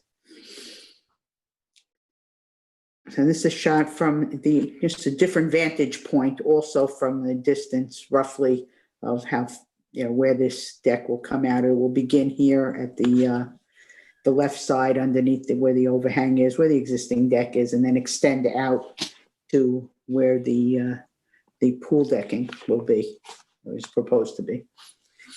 Next. And it's the shot from more northerly district. You can see the entire back of the house, the back of the length of the house. There's the concrete that is shown on the survey next to and there's an outdoor shower there, and then the shed. And next. Okay, that's roughly the same thing. Next.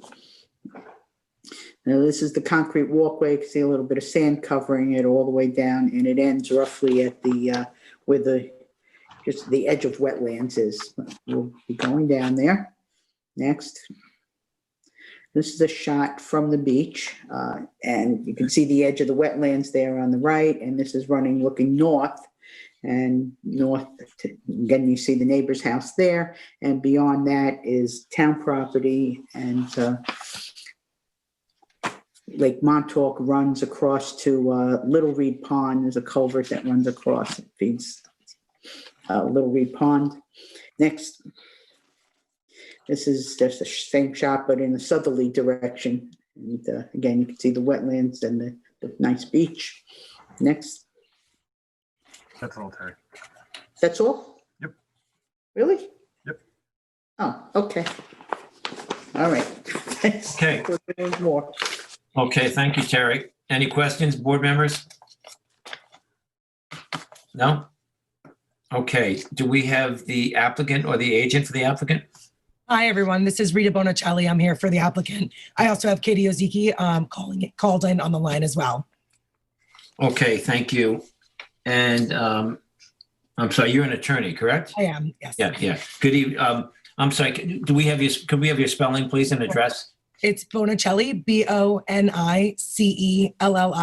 67A Main Street, Suite 2, East Hampton, New York, 11937. Okay, thank you. Good evening. Good evening. As the project was described, we're proposing a pool and decking. Just a little bit about the property. The lot is approximately a little bit larger than 1.5 acres, and it is located in the Harbor Protection Overlay District. It's currently a one-story single-family dwelling on the parcel, and the property does have pre-existing clearing that's been grandfathered in. We're proposing to rebuild and enlarge a deck and construct a pool.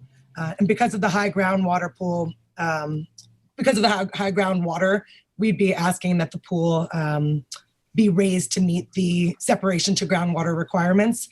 We've located the pool to the southeast, as that seems to be the most, it makes the most sense with respect to the restrictions and the location of the wetlands. The east side of the house has higher windows, and since their deck has to be raised out of the ground, if you were inside looking out at the house, you'd basically be looking at a wall of pool.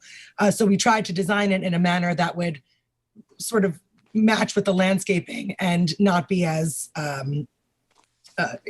just to blend better with the integration of the land. That's why we came up with the design of the deck being tiered. We submitted a letter last week stating that the owner's willing to, as Ms. Berger correctly stated, that we're willing to remove the concrete walkway. We're also willing to do the scenic easement as requested, and also give up some of the pre-existing clearing and agree to do the re-veg that was suggested by the town. In doing a little research of the neighboring houses, there are 22 houses on the water side of East Lake Drive. To our knowledge, 14 of those houses do have pools, and 14 of those 22 sites, the pool is located between the dwelling and the lake itself. To the immediate area, the lot to the northwest doesn't have a pool, but the house is significantly larger. It also has other ancillary structures like an artist studio, and it has more decking than we currently have at 351 East Lake Drive. At 361 East Lake, it's approximately half an acre smaller than our lot. And that parcel does have a scenic easement, which we would be willing to do as well. In this case, the parcel directly to the east of this parcel is not built on, but the one neighboring that is. And while there's no pool, the lot again is approximately half the size of 351. The parcel next to 335 East Lake Drive does have a pool, and that pool is approximately 100 feet away from the wetlands. And on that property, there's currently no scenic easement, whereas in this property, we would be agreeing to a scenic easement. And slightly down the road a little bit further, at 319 and 311 East Lake Drive, there looks to be two pools there that are approximately 60 feet from the wetlands currently. For these reasons, we believe the application in its whole complies with the town code's natural resources special permit standards. It's compatible with the general purposes listed in section 255-111. It's a project to install a modest sized pool and decking over 100 feet away from wetlands. And as noted, it seems to be in line with many of the other properties on East Lake Drive. We spent a lot of time trying to find a way to construct a modest sized pool. Obviously it's not a very deep pool because of the restrictions. And we tried to choose decking and the location of the spot inside of the pool instead of, further outside or in an L shape, so that we would minimize the disruption to the natural resources available on this property.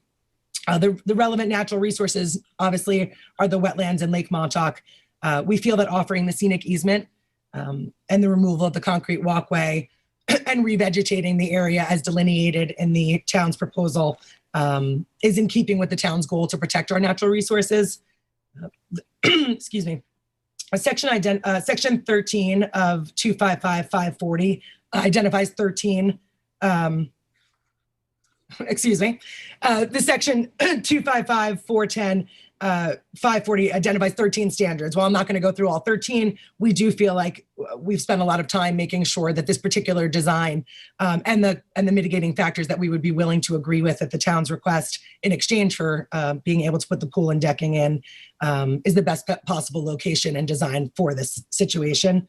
And we understand that the threshold question that must be met in order for a project such as this to be compatible is whether all structures and uses on a property shall be located so that no natural resource, feature, or system will be diminished in size, polluted, degraded, or lost, or placed in peril thereof in order to establish such structure or use. And we really do feel strongly here that the project as proposed would meet the specific standards for natural resources as set forth in section 255, 551. And for those reasons, we respectfully request that the Zoning Board of Appeals approve our NRSP. And Katie Ozeki, as I mentioned, is also on the line if there are any further questions about the details of the design project. Thank you. Okay, thank you. We'll start off. Terry or Ed, do you have any questions? Well, looking at the property, you can see the expansive property and the grasses, and the decking is huge. There's, a sizable deck there today, and they're looking to replace it. It's going to be over 2,300 feet of decking, which, I think it's noticed at 2562. 2560. I see. That's the notice anyway. I see 2252 on the survey that I'm looking at, but the whole thing seems, and wondering why have they considered putting the pool in another location on the property? And if they, would like to, yeah, go ahead. We actually plotted 3 different locations before we submit the application. And 2 of them were sort of the one that we have now, and then another one slightly angled on the other side. We actually thought trying to put it closest to the rear of the house would fit well. But when we were inside the house looking out, because of the high groundwater table and the requirements, it would have to be raised to such a level that if you were inside looking out of the windows, you'd basically be seeing a wall.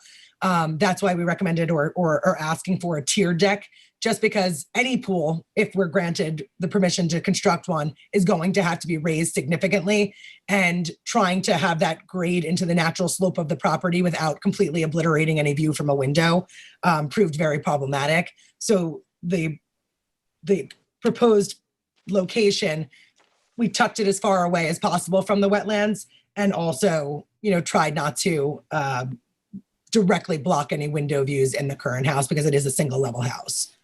So we did give a lot of thought to trying to fit it, and this one seemed the most minimally invasive to the land, and also one that, provided the owner some enjoyment from his windows. Window views toward the lake.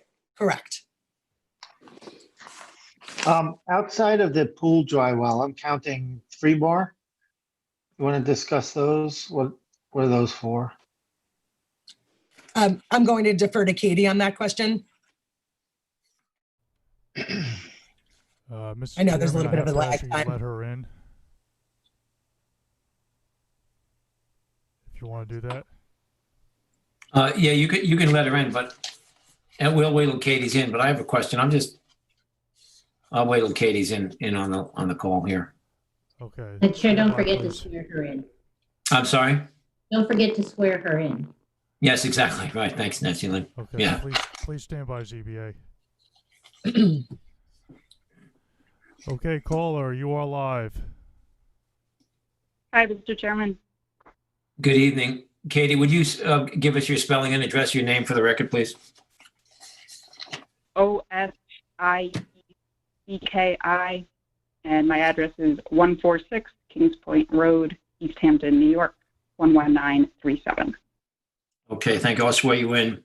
Katie, do you swear or affirm to tell the truth, the whole truth, and nothing but the truth?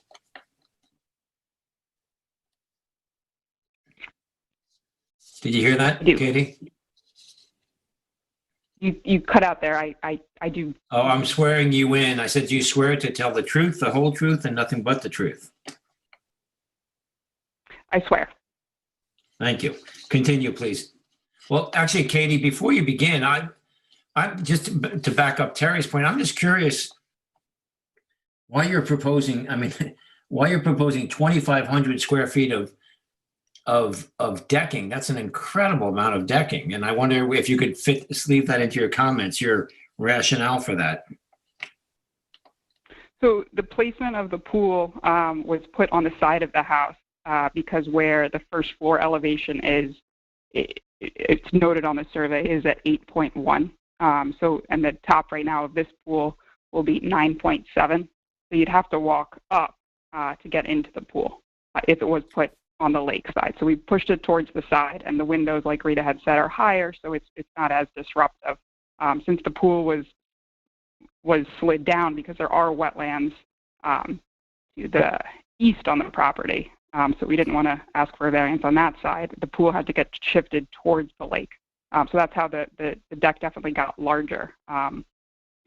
We could possibly discuss making the deck more L-shaped, so it's not as much decking. It's just an incredible amount of decking. That's all I can say. Yeah.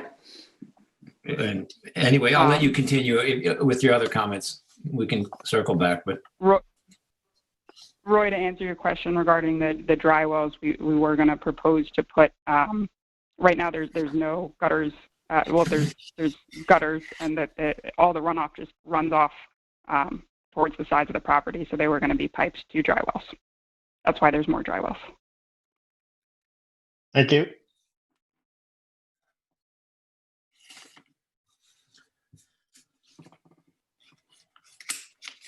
Okay.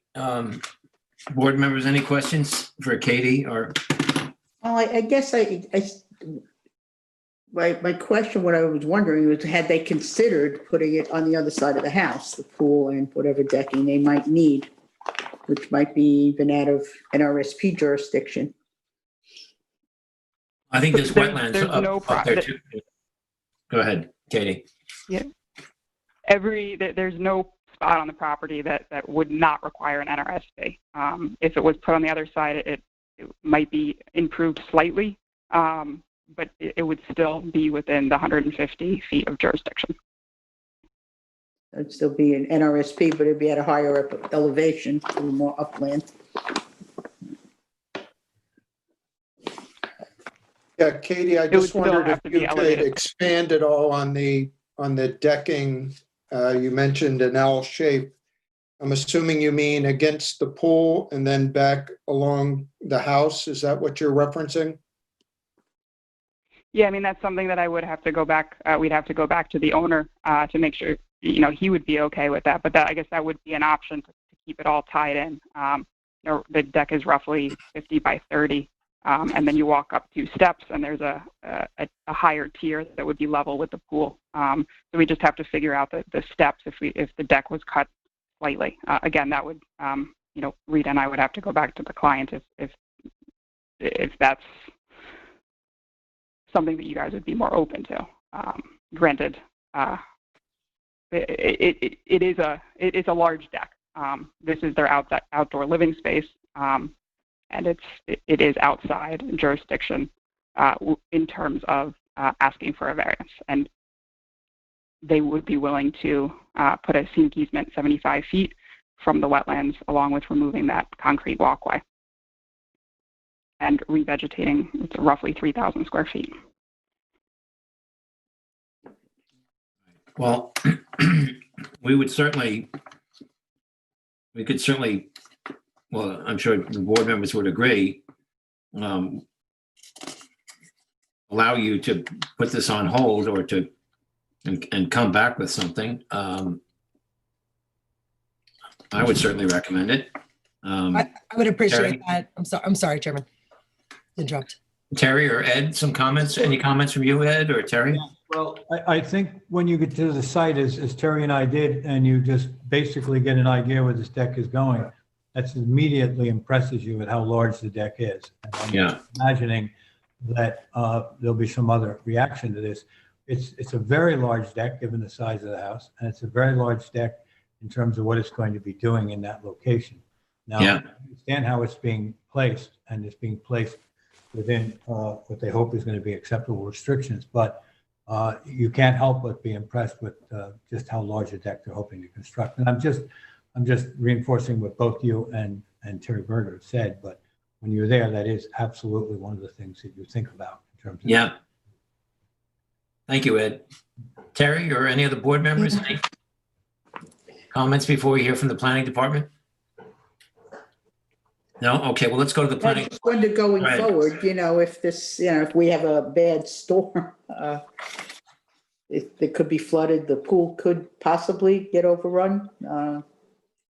And decking, I don't know, maybe I'm being melodramatic, but it seems like there could be a lot of undue harm considering climate change and that this is right on the lake.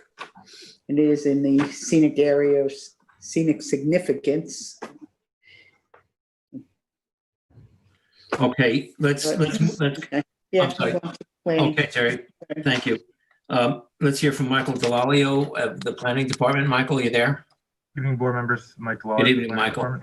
I'll swear you in, Michael. Do you swear or affirm to tell the truth, the whole truth, and nothing but the truth? Yes, I do. Thank you. So this property, as we noted, is located at 351 East Lake Drive. I'm just going to share my screen now so we can see the proposal. This is the existing state of the property. As Rita noted, the clearing is pre-existing non-conforming to the H-pod restrictions. The property is overcleared by not an insignificant amount. On the survey, it's cleared to 36,501 square feet, where the allowable is about 17,000, or a little over. So, as the board members have touched on, the expanse of the decking is pretty significant, and kind of going right up to the 100-foot setback for the variant for the pool for the structures from the wetlands. As Katie and Rita both said, there really isn't any area on the property that you can escape jurisdiction for almost anything. There are higher elevations towards the rear of the parcel or the front yard of the parcel that maybe it's a little more apt. Maybe they could build it away. It would still need an NRSP. It could potentially meet a better setback. And the decking would be in an area that's kind of quasi already improved with the concrete and brick. But that's not the application before the board. The application before the board is for the roughly 2,500 square foot of decking, the 500 square foot pool on the water side of the parcel. Between the three, between Lake Montauk and the two wetlands to the other side of the parcel, the protecting and improving the water quality in Lake Montauk takes precedent. And regardless of whether it's here or in the back or in the front yard, rear yard, really, the board should consider some form of easement and some conservation measures along the Lake Montauk side. You can see in the aerials, there's this change in the color of the soils, and it's likely that, right along this area when this parcel was initially developed, this had been that change, from the Bridgehampton soils to Duneland soils in this area. And I reckon that underneath the existing lawn that's here, that's probably what you'll find. And so kind of restoring this area is going to give us our biggest benefit through revegetation and removing of the concrete walkway. I don't really have too much else on it. I think the board has touched on the big issues with the application. Including effectively the expanse of it. And if the board's kind of okay with this being the closest point of construction, going forward. And that even if it were back here, you could arguably make a better setback and further protect the waters of Lake Montauk and work towards improving an impaired water body within the town. Okay, thank you. Mike, what's the size of the scenic easement? You have a sketch, I know, right? Yeah, so I have, this is the sketch. I debated, a lot on this in terms of what I felt was fair, and what I ended up comparing it to was a couple of the parcels up here to the north, part of the Indian Rills subdivision. And with those, this house was built right up to the scenic easement, so I kind of took that line. And so it's roughly 100 feet from the property line. It varies because of the wetland. As you go further to the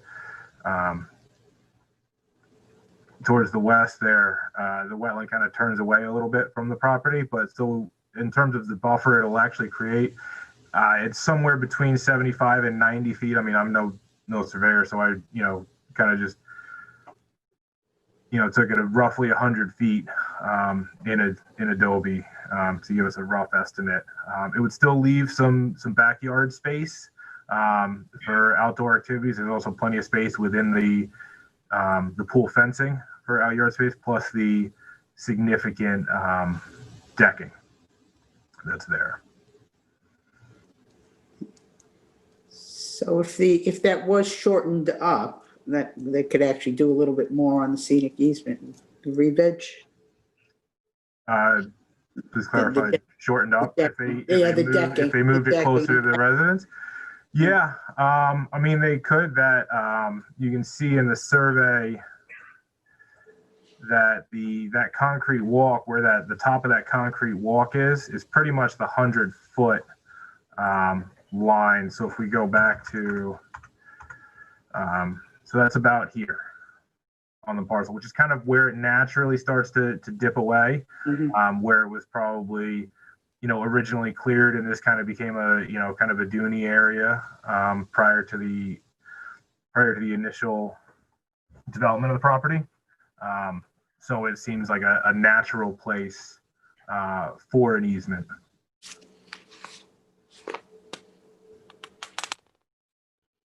Okay, thank you, Michael. Thanks, Mike. Ed, or any other board members, any other comments or questions for Michael? Actually, the Indian Rills, how large is the Indian Rills subdivision in terms of number of houses in it? Do you know? Offhand, I don't. It includes the neighbor to the direct west here. We've digitized a number of the easements within the town, and so I believe it's all these parcels along here that all have this easement along Lake Montauk. Mm-hmm. So it goes mostly to the north. Or? Yeah, it's pretty much this parcel and then everything along the other side. And it's not just the wet Lake Montauk, but we've also got the county park just here with a pretty complex wetland system within it that could be impacted by development on this property. Okay, thank you. Okay, Matt, do we have any callers? Matt from LTV? I'm sorry. Matt, do we have any callers, sorry. Matt? Yes, we do have some callers, and I still have Katie on the line. I can mute her for a minute.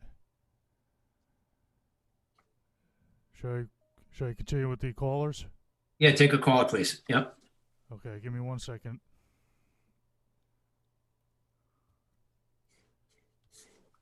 And caller, Hello? you are live. Yes, good evening. Hi, good evening. Thank you, Chairman Whalen, members of the board. This is Diane Leverrier. I am speaking on behalf of the neighbor to the south, Harry Ellis, who lives at 341 East Lake Drive, Montauk. And I apologize for inundating you all with my correspondence beforehand. but you do have it. And I've been listening in on the hearing, and it sounds like the board is essentially echoing the concerns that were raised, I think, first in the memorandum that was done by Matthew Delalio. And thanks, Matt, also for your help in Michael responding. Delalio, but anyway, I'm wheeling and he's Michael. Michael. Thank you, Michael. He's been extremely helpful, very responsive, and I really appreciate it. So, so basically, it sounds like the board is echoing the concerns that were raised in his memorandum along with our letter. When we first looked at the application, we had the same, sort of immediate considerations about the size of the decking and the location of the pool. While there may be other houses on East Lake Drive that do have pools, none of them have a pool in the side yard of the property. And I understand that the applicant is trying to maximize the setbacks from the wetlands, but there's no precedent for a pool in a side yard on any of these properties, and actually really no precedent for any pool in the entire Indian Rill subdivision to the north. I think there's a home, maybe about 6 homes to the north that's in the Indian Rill subdivision that has a hot tub. And my guess is that, there's this area is basically built up with dredge spoil, as Michael indicated. Beneath that dredge spoil is likely dune sands. Dune sands are notoriously unstable and subject to erosion. The applicant's dealing here also with an issue of a shallow depth to groundwater. So in trying to, deal with all of those constraints, including the aesthetic concerns of the house, they've kind of wedged this pool into the side yard, which doesn't conform at all to the surrounding area, and doesn't sound like it is the most environmentally compatible scenario either. So rather than repeat what I said in my letter, I just wanted to make those points. I also thought that it would, because I was actually surprised to learn that there are other homes on East Lake Drive that do have pools on the East Lake Drive side of the home. And my guess is because this has come up in the past, the considerations of the impact of runoff to Lake Montauk, shallow depth to groundwater, et cetera. So I imagine those pools were approved on that side of the home, for the very same reasons that are being discussed here. I'm just looking over my notes to see if I had any other. We've given you quite a bit of time, and we do have your memo as well, Okay, unless you have anything that's. Yes.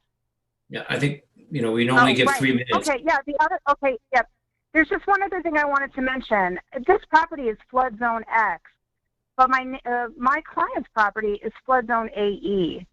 And, you guys are very familiar with, storm surges and that sort of thing. And so just, also considering potential flooding during a storm event, and how that not only affects, the tides, but also affects groundwater as well. So, the location, I think it doesn't comply with the standards. I think that it lacks integrity. I think it's unstable, and, would highly recommend that the applicant consider relocating the pool to another area on the property. Okay, thank you. Thank you. Matt, do we have another caller, Matt? Yes, we do. We have a couple of repeat callers. Next one, please. Please stand by. And caller, you are live. Good evening, Mr. Chairman and members of the Zoning Board. Thank you for the opportunity to speak tonight. My name is Harry Ellis. I am the neighbor to the south. As you had depicted, I own the house that you can't see in the photo. Okay, Harry, good evening. Two things, Harry. First, just spell your name for the record and your address for the record, please. Harry, Harry, Ellis, Ellis. And my address is 341 East Lake Drive. Okay. I will swear you unless you're an attorney, Harry. Do you swear or affirm to tell the truth, the whole truth, and nothing but the truth? Yes, I do. Okay. Go ahead, please. I have lived at this property since 1975. It's been in my family since then. I've owned it since 1992. I've seen a lot of storms come and go. Back in 1985, we had Hurricane Bob, which was pretty significant. 1985, we had Hurricane Gloria. And 1991 was Bob. And most recently, almost 8 years to the day, was Hurricane Sandy, which in my estimation was the worst of all the storms I've lived through here. And at that time, we had significant flooding. And just to backtrack a little bit, being a young man back in the mid-1970s, I knew the original owners of the subject property at 351 East Lake Drive, Mr. Tutrone, who had built that house in 1952. Back then, I vividly remember an approximate 3-foot-high seawall, which is depicted, the remnants of which are depicted on the survey at about 100 feet from the tidal wetlands, and it's designated as CONC. I guess that's short for concrete, and it's a line across the property, parallel somewhat to the house and parallel to the shoreline. And as I said, it's 100 feet in from the shoreline or thereabouts. That was a seawall because that was constructed to protect the premises from flooding from Lake Montauk. Now, back to Hurricane Sandy. My property, I have the benefit on the lakeside of a primary, secondary, and tertiary dunes, which elevate up about 6 to 8 feet from mean high water. That saved me from the lake side of the storm surge during Hurricane Sandy. However, the property at 351 East Lake Drive flooded significantly, and to the fact where it came around the south side of the house where this pool is being proposed, and the water flooded down my driveway, which slopes downwards about 3 or 4 feet in elevation from the elevation where the pool is proposed. And I did experience flooding from the lake coming around that side, which was a little disturbing. And my saving grace was that I had the foresight to sandbag the doors entrancing into my basement, which prevented flooding. And that was a lot of work to do. My major concern here is this is a hardened structure, and inevitably we will face another storm of such magnitude and possibly even worse. And having a structure such as this in that location, to me, is a catastrophe waiting to happen. I would think that if they needed a pool so bad on a waterfront property, perhaps they could find a better location that being between the house and the roadway, which in my estimation would be a much more suitable location for said pool. The other disturbing thing is the amount of decking that's proposed, which I think probably exceeds the total gross square footage of the floor area of the house. And in addition to that, I just would like to state that that house is a ramshackle house built in pieces here and there as the original owners felt as though they needed to expand it. And being that the groundwater level is so high, there isn't even an appropriate foundation to today's construction standards that support that entire residential structure.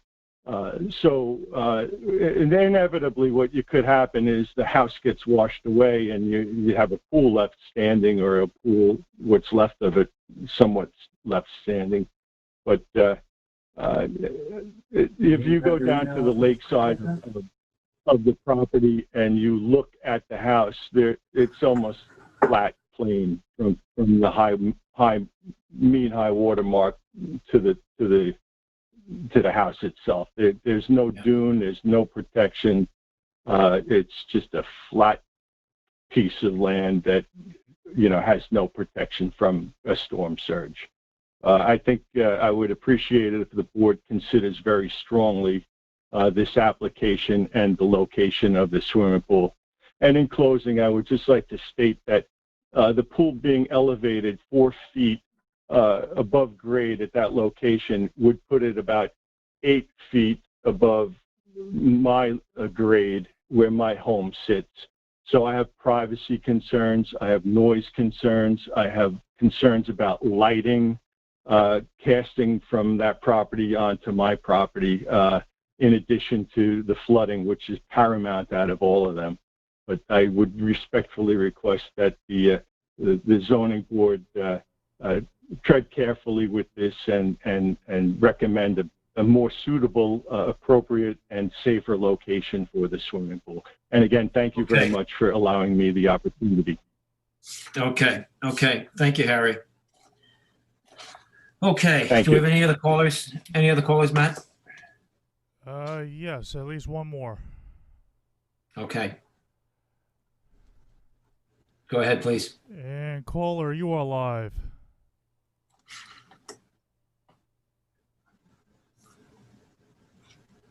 Hello? Anyone there?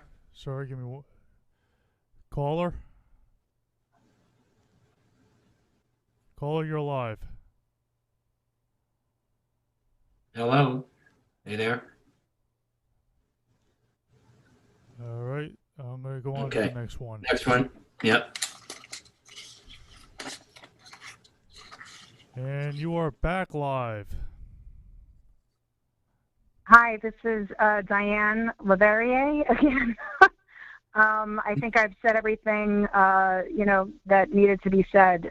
Just wanted to say, thanks again, and hope that the board, considers a different location. Okay. Thank you. Okay, Matt. Any other callers? We just have the agent still on the line. I don't know if she wants to say anything more. Yeah. Okay.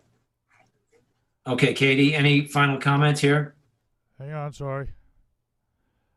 Caller. Hey, can you guys hear me? Yes. Yes. Would you guys be open to leaving the record open so we can discuss pulling the decking back and possibly relocating the pool? And we would resubmit surveys in 3 weeks. I'm good with that. Terry, Ed, board members? Good. Yeah. Just procedurally here, we're not, if we're leaving the record open, if it's going to be different, I'm just, during our period of time that we're leaving it open, we generally in 3 weeks aren't going to be closing this anyway. Is that going to be enough time, or are you asking for additional time? I think that should be enough time. I know you gonna Walbridge is a little backed up. Okay, are you asking for different variances, so we should have another public hearing, or Is it within the oh, you don't need any variances. This is just NRSP. Sorry, I apologize. I'm getting them confused. So we would not need to renote the new public hearing. Okay, I assume, Ms. Bonicelli and Oseki, that you saw the documentation that came in from Mr. Ellis and his agent? Because we did receive them today, but they are out on the website. I assume you know about that, right? And you've seen them? Thank you. Yeah, okay. I'm okay with, we're going to leave it open anyway till 2 weeks after the posting. So that could be anywhere from 3 to 4 weeks. So, and if you need more time, then I guess they would request it. Ed, are you okay with that, Ed? Yeah, I feel the same way. I think that I look forward to see what they come back with as a counter. Yeah, and I recommend, I'll just say this, Katie, I recommend giving it your best shot because you're not going to have another shot after that, just so you know. We're not like the village. We don't just keep playing ping pong. And feel free to consider more vegetation. You know, this lot, even with what you're proposing, is overcleared with regard to HPOD. So we look forward to what you're going to come back and show us next time, okay? Thank you so much, everyone. I look forward to discussing this with our client and with Katie and coming up with hopefully a reasonable solution that makes the board happy. Okay, thank you. Thanks so much for your time. You're welcome. Okay, thank you. Okay. Terry, do you want to make a motion? Yeah, so in the application for 351 ELD LLC at 351 East Lake Drive in Montauk, tax map 300-007-02-02, make a motion to close the public hearing, leave the written record open for 2 weeks beyond the date that this hearing gets posted on the website, to allow, and also to allow for the applicant to provide new documents. And I'll second. Oh, okay, I'll concur. We'll give Ed that second, right, Ed? Okay. Thank you. And Roy, Tim? I concur. I concur as well. And I concur as well. Okay, thank you all. And thank you all for all those who participated in this hearing, and Michael for all your work on this, Michael Delali in the planning department. We appreciate it. Okay, board members, we'll move along. That concludes our public hearings. We've done the administrative application. With regard to moving down the agenda, well, we can do right away. We can do, we'll just go ahead. We'll move along to the post-hearing decisions. I just want to say, when you're looking at the agenda, item G, 133 Mulford LLC, that's an extension of time. We're going to table that for this evening. Eleni is from the planning department is going to write a memo on that extension of time and check out the site. So if you're okay with that, board members, we will table that. So we'll go back and let's go back to the post-hearing decisions. The first we have is Taylor and Dana Rita. And 1 minute, I will read that in. I hope I have that with me. Let's see. I apologize. I might not have that on my screen here. Terry, or does what do you need? You need that? Yeah. What do you need, text that? What? Well, can you just read in the description, Terry? Then this is in Montauk. Yeah, I have it from Tam. Yeah. Yeah, if you could just read that in and then take it from there, Terry, if you would, please. Okay, it's for Taylor and Dana Rita. Yep. Tax map 300-031-02-34, located at 42 Agnew Avenue in Montauk. And the project description, I have to read that? Yeah, please do.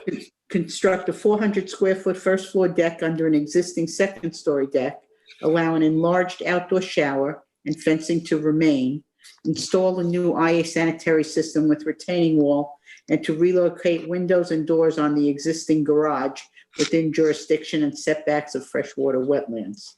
And the relief too? Please. Okay, natural resources special permit pursuant to 255-4-20 of the East Hampton Town Code, and 3 variances are required for this application. Variances of 31, 14, and 9 feet are required from 255-4-30 of the Town Code to construct fencing 69 feet, decking 86 feet, and the outdoor shower to remain 91 feet respectively from freshwater wetlands where 100 foot setbacks are required and any other relief necessary. And this is in an ex-flood zone, FEMA ex-flood zone,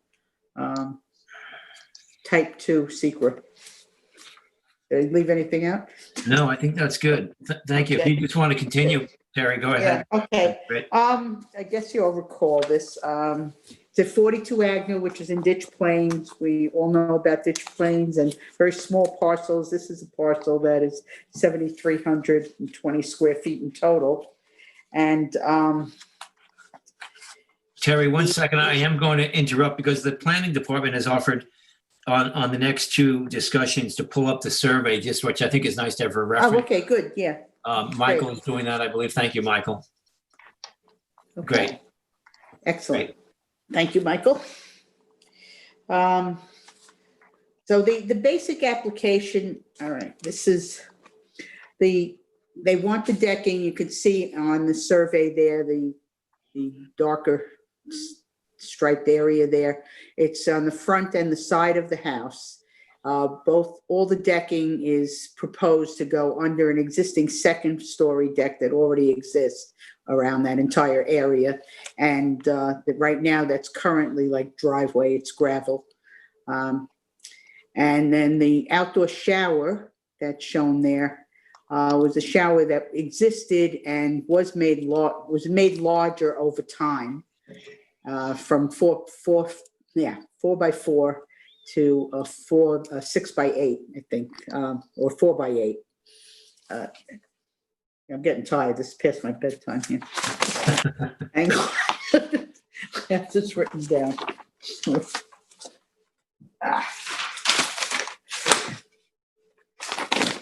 Rita.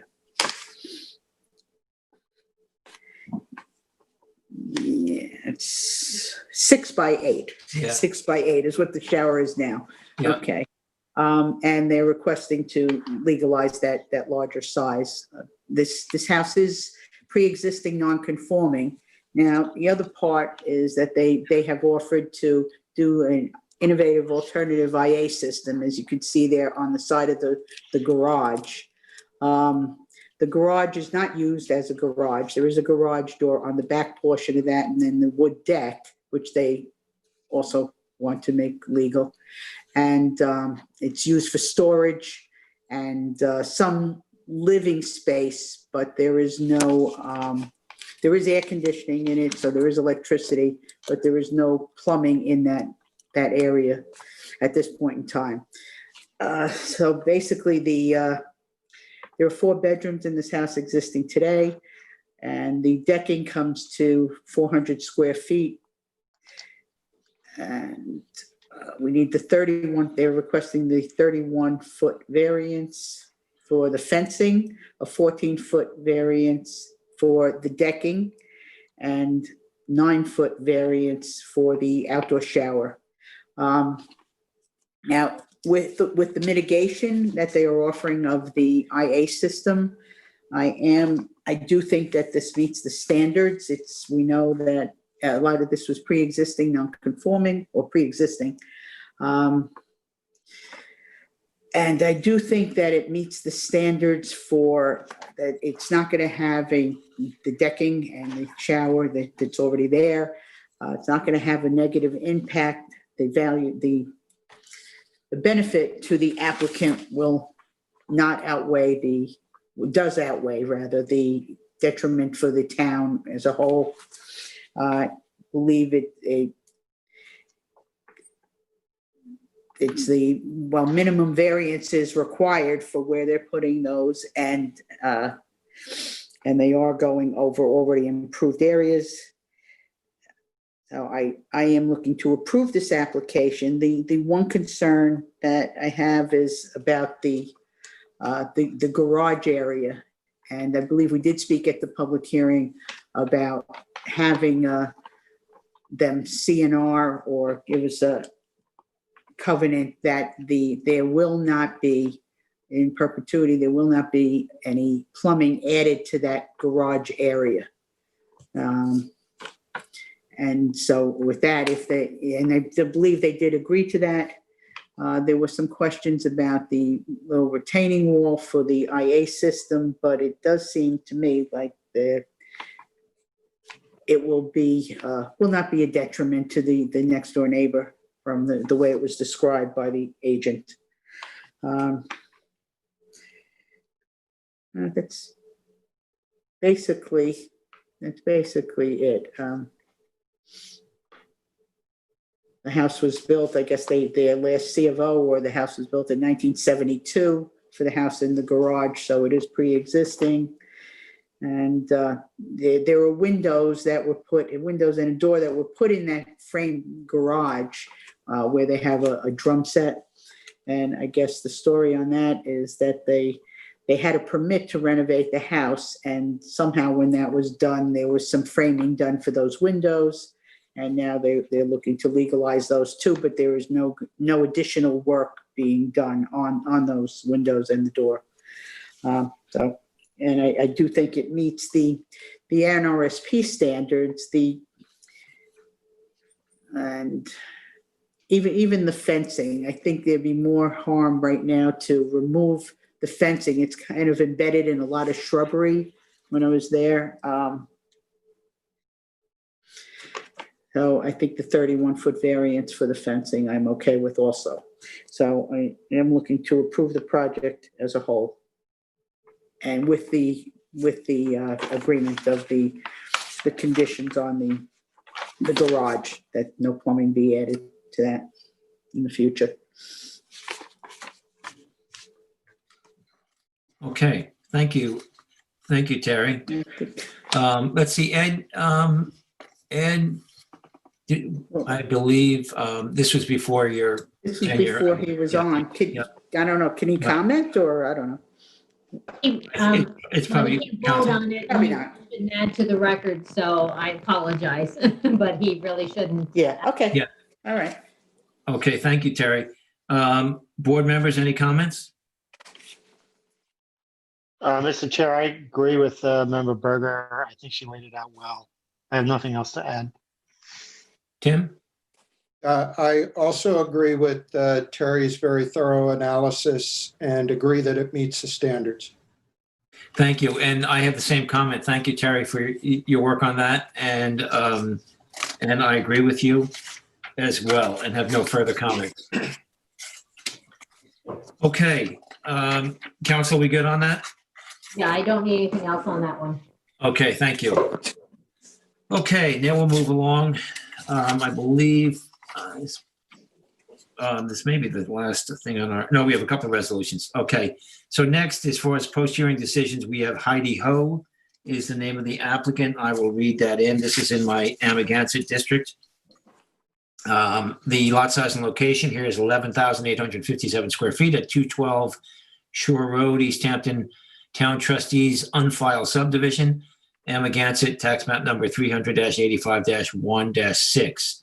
Description: to raise the first floor elevation by 5.7 feet and renovate the existing 861 square foot residence, reconfigure approximately 500 square feet of decking, and install a sanitary on a parcel of land containing beach vegetation.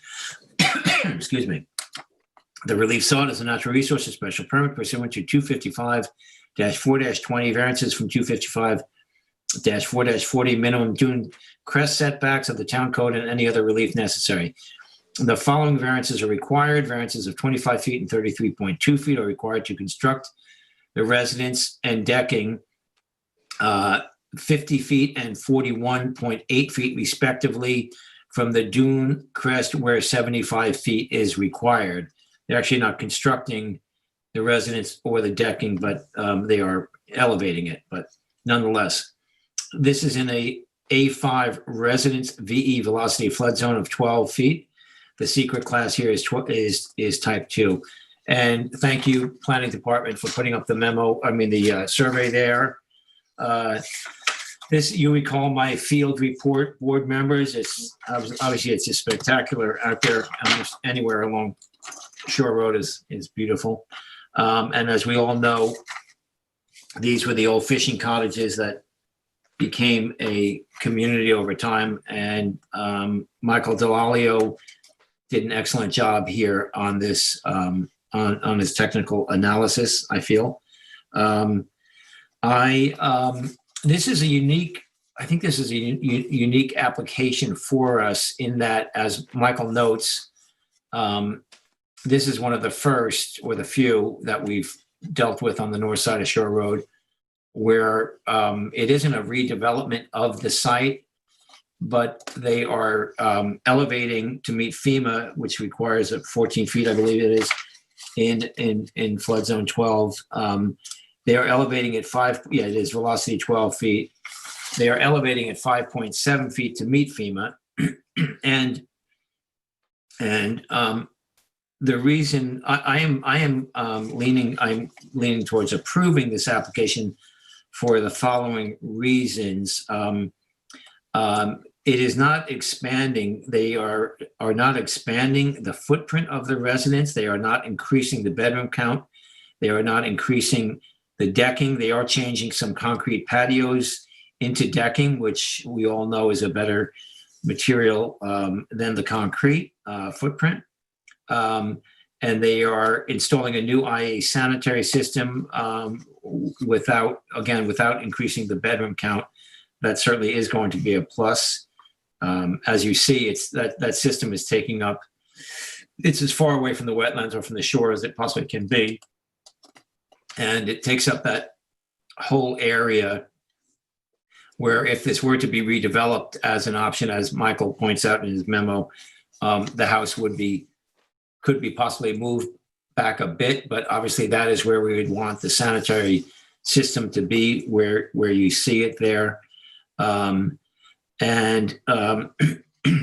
This, it's interesting, Michael calls out, which I'd like to read actually, a portion of the local water revitalization plan that states the following: long-term objectives for the Lazy Point area are to develop a hazard mitigation and redevelopment plan for hurricane and other storm events. And within that context, to maintain and restore the seasonal fishing camp character of the area, including the sensitive ecology and the simple style of existing camps and cottages. And I feel this is actually a good attempt at meeting that in that they are keeping the exact same character of this structure. They are simply raising it 5.7 feet, and I think it was designed fairly well where they're using the same deck footprint and they're just simply adding some steps to go up and then to go down towards the beach. And again, they're filling in, they're taking away a shed, is being removed, and they are using the rest of the area, again, as I noted, for this new IA system, for the sanitary system. The closest structure on this lot would be the decking that's 160 feet, 60 feet from Napeague Bay. And there is no expansion again of the footprint. Let's see what else. I'll pass it on to the board members, but basically I feel that this is unique, and I think it's just a very good attempt at meeting FEMA, keeping the character of the cottage that's there, and certainly the benefit of having a new IA system environmentally is certainly a plus. So I am leaning, as I said, to approve this application. Who would like to comment? Tim, you want to take a shot? Yeah, thank you, Mr. Chairman. I have to admit, I struggled much more with this than perhaps you did. Mm-hmm. While I agree with many of your comments, when I look at this project, what I see is it's in a VE flood zone. It's very exposed. It's being elevated, but then essentially this applicant is building an entire other floor underneath. Well, actually, so on many levels, this is a doubling of the size of this structure. And I'm just concerned about the sustainability of something like this when it's closed in the way that it is, and whether or not this is really good planning on our part. I guess if I could just interrupt Tim for a second, as you know, but others in the public may not know, in the project conditions, these would be breakaway walls. They must be to meet FEMA breakaway walls, and I guess I'm seeing that more as we're only raising it 5.7 feet. I guess I wasn't quite seeing it as another floor, more as kind of like a raised structure with crawl space. But go ahead, Tim. I just wanted to point that out. Yeah, I appreciate it, and I appreciate the conversation. It's just that I feel like this is essentially a complete redevelopment of this property, and we're essentially ending up with still a substantial nonconformity. We've cleaned it up a little bit. Yes, we're getting the IA system. But I really have struggled with this because I'm concerned about the sustainability of these structures, especially when we're adding on to them like this. I'm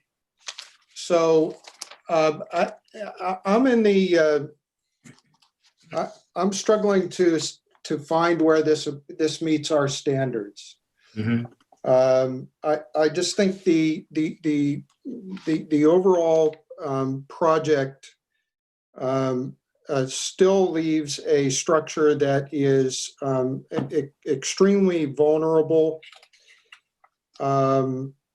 This is an area that is highly flood prone, and I'm just not convinced that this is the minimum variances that are required for a project like this. Mm-hmm. Mm-hmm. Would you see that the existing house certainly is much more vulnerable than this would be, though? You'd agree with that? Yes, but I don't know that that's our standard. Yeah. Mm-hmm. Okay, thanks, Tim. Roy? Sure. Yeah, this is one of those things where it is a redevelopment, but it is, as the chairman says, not an expansion of a redevelopment. Like a lot of the applications we are seeing, one of the negatives of having to raise FEMA is having to do with that. The drawings do show it as breakaway walls down below, so it's not living space. It can't be level space. You can't. You would never get away with that. There is another area in town where we've dealt with this situation, and that's actually in the trailer parks and ditch plains. Mm-hmm. We've seen that where they have proposed to replace trailers, and they've had to raise it up to FEMA elevations. So this, I think that because of the FEMA elevations changing over time as a necessitation of rising water, rising sea level rise and stuff like that, this is what you're going to see, and we're going to have to deal with it. I agree, Tim, that it's troubling, but we're going to have to, I think, unfortunately, we're going to have to see some of this as we go by. What's kind of a relief to me is that they're doing it almost like an in place and kind. They're not expanding it. So therefore, I'm going to approve it, or as with the side of the chairman on this. Thank you, Roy. Terry? Okay. Yes. I do have some things to add to it. First of all, I am going to agree with the chairman and co-chair Deline on this one.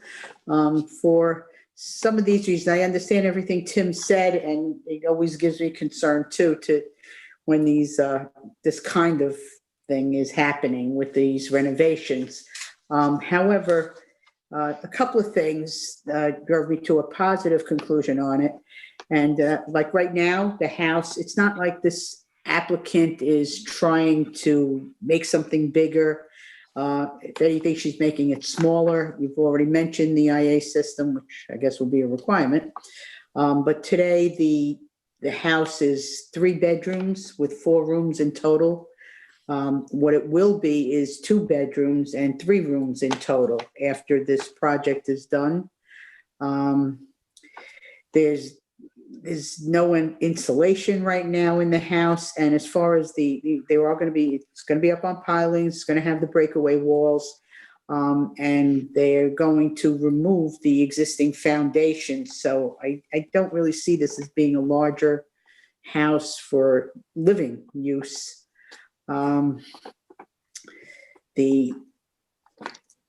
They also need, and I guess this would be a deal breaker on it, they need a CHA certificate because this house is seaward of the CHA line.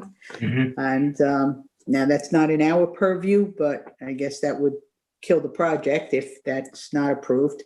But so we'll see what happens with that. I don't think they got that yet. I believe that was still pending. And there was a large discussion about this whole area because this is the trustee leasing, and there was a huge discussion at this hearing about the whole Lazy Point area and all these houses out there, and planning, you know, Michael, it was Michael, right? Michael, a large discussion about how this entire Lazy Point area, since the trustees changed the leasing arrangements to longer term leases, that whole thing needs to be addressed in terms of the, you know, strategic planning and future planning as a whole. And they need to work with the trustees on this. So right now, I think we may get other projects that are like this. We may get some that shouldn't qualify, but I do believe that this one does and does meet our standards, and the applicant's doing as good as they can considering the conditions. And it will improve the safety of the house, which I think is important too. So I'm looking to approve it. Thank you, Terry. Yeah, I appreciate the conversation, and I understand Tim's sentiments as well. You know, I think it really is a bellwether here. As Roy states, you know, what's going to happen. That, you know, the big picture plan in a perfect world would be that these cottages were, you know, if any redevelopment, it would happen obviously across the street from Shore Road and obviously meeting FEMA as well. Unfortunately, those plans really are not realistic currently. So it'd be nice if they raised them priority on it. Yeah, exactly. Yeah. But I think, again, I think that's the key here for future applications, that this one here is, you know, maintaining the exact footprint. It's, as you mentioned, Terry, and I neglected to mention, the bedroom count is going down. They are adding the IA, and they are not increasing decking or anything of that sort. So I think sorry. No, go ahead. I'm finished. No, as a matter of fact, one thing I did leave out, they're removing the shed and the other concrete patios. I don't know if that came up.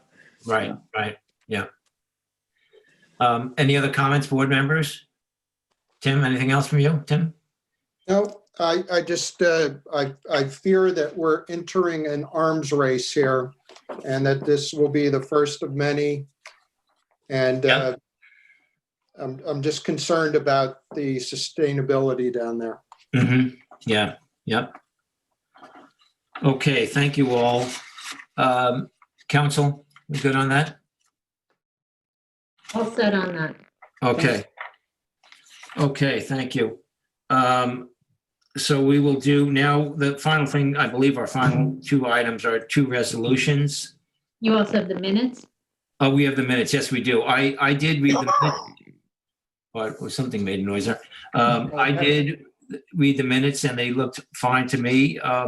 Can we have a motion from anyone to approve the minutes for October 20th, 2020? Sure, I will make a motion to approve the minutes of October 20, 2020 for the East Hampton Town Zoning Board of Appeals. Second. Okay, I'll concur. Okay, and I concur as well. Thank you. Thank you, Terry. Okay, now we have resolutions. The first one we have is Sclafani, and actually we have Sclafani and Cole, and both are in the Montauk district. Terry, would you like? One is Amagansett, one's Montauk. Oh, I beg your pardon. No. Are they? No, they're both Montauk. No, they're both Montauk. They're both Montauk. I'm sorry. That's all right. But I don't have them in front of me, Yeah. but, Let's see if I can, It's my bedtime too, sorry. yeah, I don't have them in front of me. You want, would you like me to read the tax map number? What would you Sure. like? sure. Sure, I mean, I can talk about them, but I don't have Yeah. that stuff. Yeah. If you would. That's Nancy, on Peter Sclafani, tax map number 300-28-7-47. This was a hearing date on July 28th of 2020. The street location on it is 15 South Fran Street in Montauk. This was to construct a swimming pool decking, 33.25 square foot balcony, 16 square foot dock, and approximately 225 linear feet of fencing, and to allow approximately 215 square feet of patio to remain on a parcel of land containing and within jurisdiction of freshwater wetlands. You want the... Okay. Thank you. Okay. Nancy Lynn, I thank you. think I spaced out on them, sorry. Okay, well, you probably all remember this. This is in South Fran Street. And it's a constrained property in the Country Club Estates area, surrounded by wetlands on both the north and the east, I believe west rather. And they also wanted a dock to be a 4-foot dock that would go into the pond, a pond that's also adjoining the property and has a touch of pond that's on the property. This was a unanimous decision, but a split decision in terms of what the applicant was asking for. The entire board approved a denial of the pool fencing, and the dock that was applied for on the pond. And we didn't meet the standards, National Resources Special Permit standards, nor the variance standards. There were previous determinations that had concerns almost 20 years ago that anything closer, any larger variances requested for any on this property would be not judicious.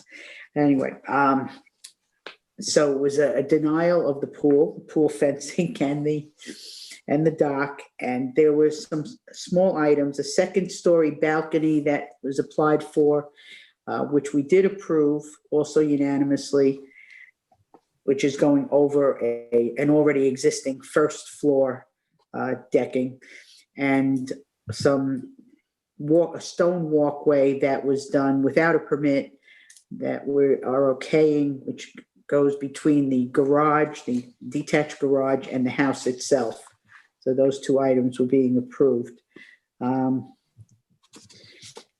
guess that's it. Yeah. So I make a motion to approve the resolution for Sclafani, tax map 300-28-7-47 at 15 South France Street in Montauk. Approve it as... Did I leave? Oh, approve it as written. Second. Concur? And I concur as well. Okay, thank you, Terry. Next, we have Cole, which is in Montauk too. I have it here, Terry. If you'd like, I could read it in. Yeah, sure. Go ahead. The initial, it was under Neil and Anita Pilzer, and this is at tax map number 300-56-5-6. And sorry. Council? Yeah, it's not Pilzer. No, it's Cole. I'm sorry, you're reading an old one. Terry caught You're my reading an old mistake. one. Oh, Eric Cole, tax map 300-51-4-14. oh, I apologize. I thought the name had just changed on that. I know, it was my Yes, mistake. because she does that to us. I thought Yeah. that too. first. Because it has the architects and the whole, yeah, The okay. rest of it's right, it's just the. Oh, the rest of it is right. Okay, thank you. I The have rest of it's updated okay, that. yeah. I got it. So the purpose, thank you. I got it. So the project description here, I'll just read this off, is to demolish an existing approximately 1,896 square foot residence and associated structures and construct a new 3,542 square foot residence with attached garage, 857.7 square feet of decking, 469.3 square feet, pool terrace, outdoor shower, 576.4 square feet of swimming pool and spa, approximately 242 linear feet of fencing, 41.5 feet retaining wall and sanitary system, generator, LP tanks, driveway, and gate on a parcel of land within jurisdiction and setbacks of bluffs and wetlands. And council, I don't have to read all the variances for this, do No. I? Yeah. Terry, I'll leave it off to you since it's Montauk. You want to take it from there, Terry? Oh, and it's at 84 Surfside Avenue in Montauk. Okay, I spaced out again.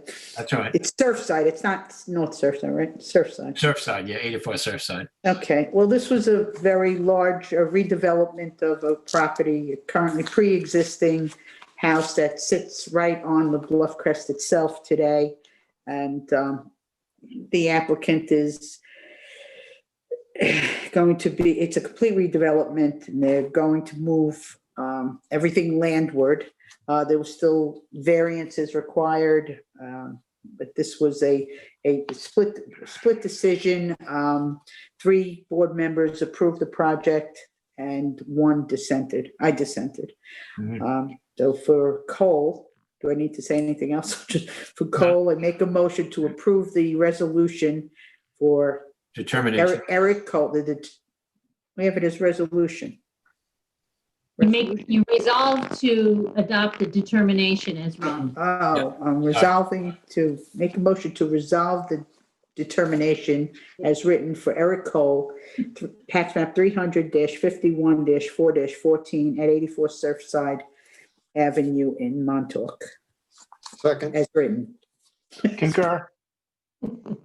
And I concur as well. Okay, thank you, Terry.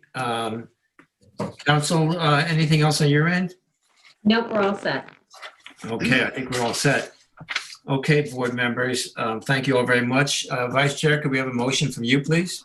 Sure, I'll make a motion then to close the public hearing for the Town of East Hampton Zoning Board of Appeals for Tuesday, October 27th at 9:21 p.m. Second. Concur. I'll concur. And I concur as well. And have a happy Halloween, everybody.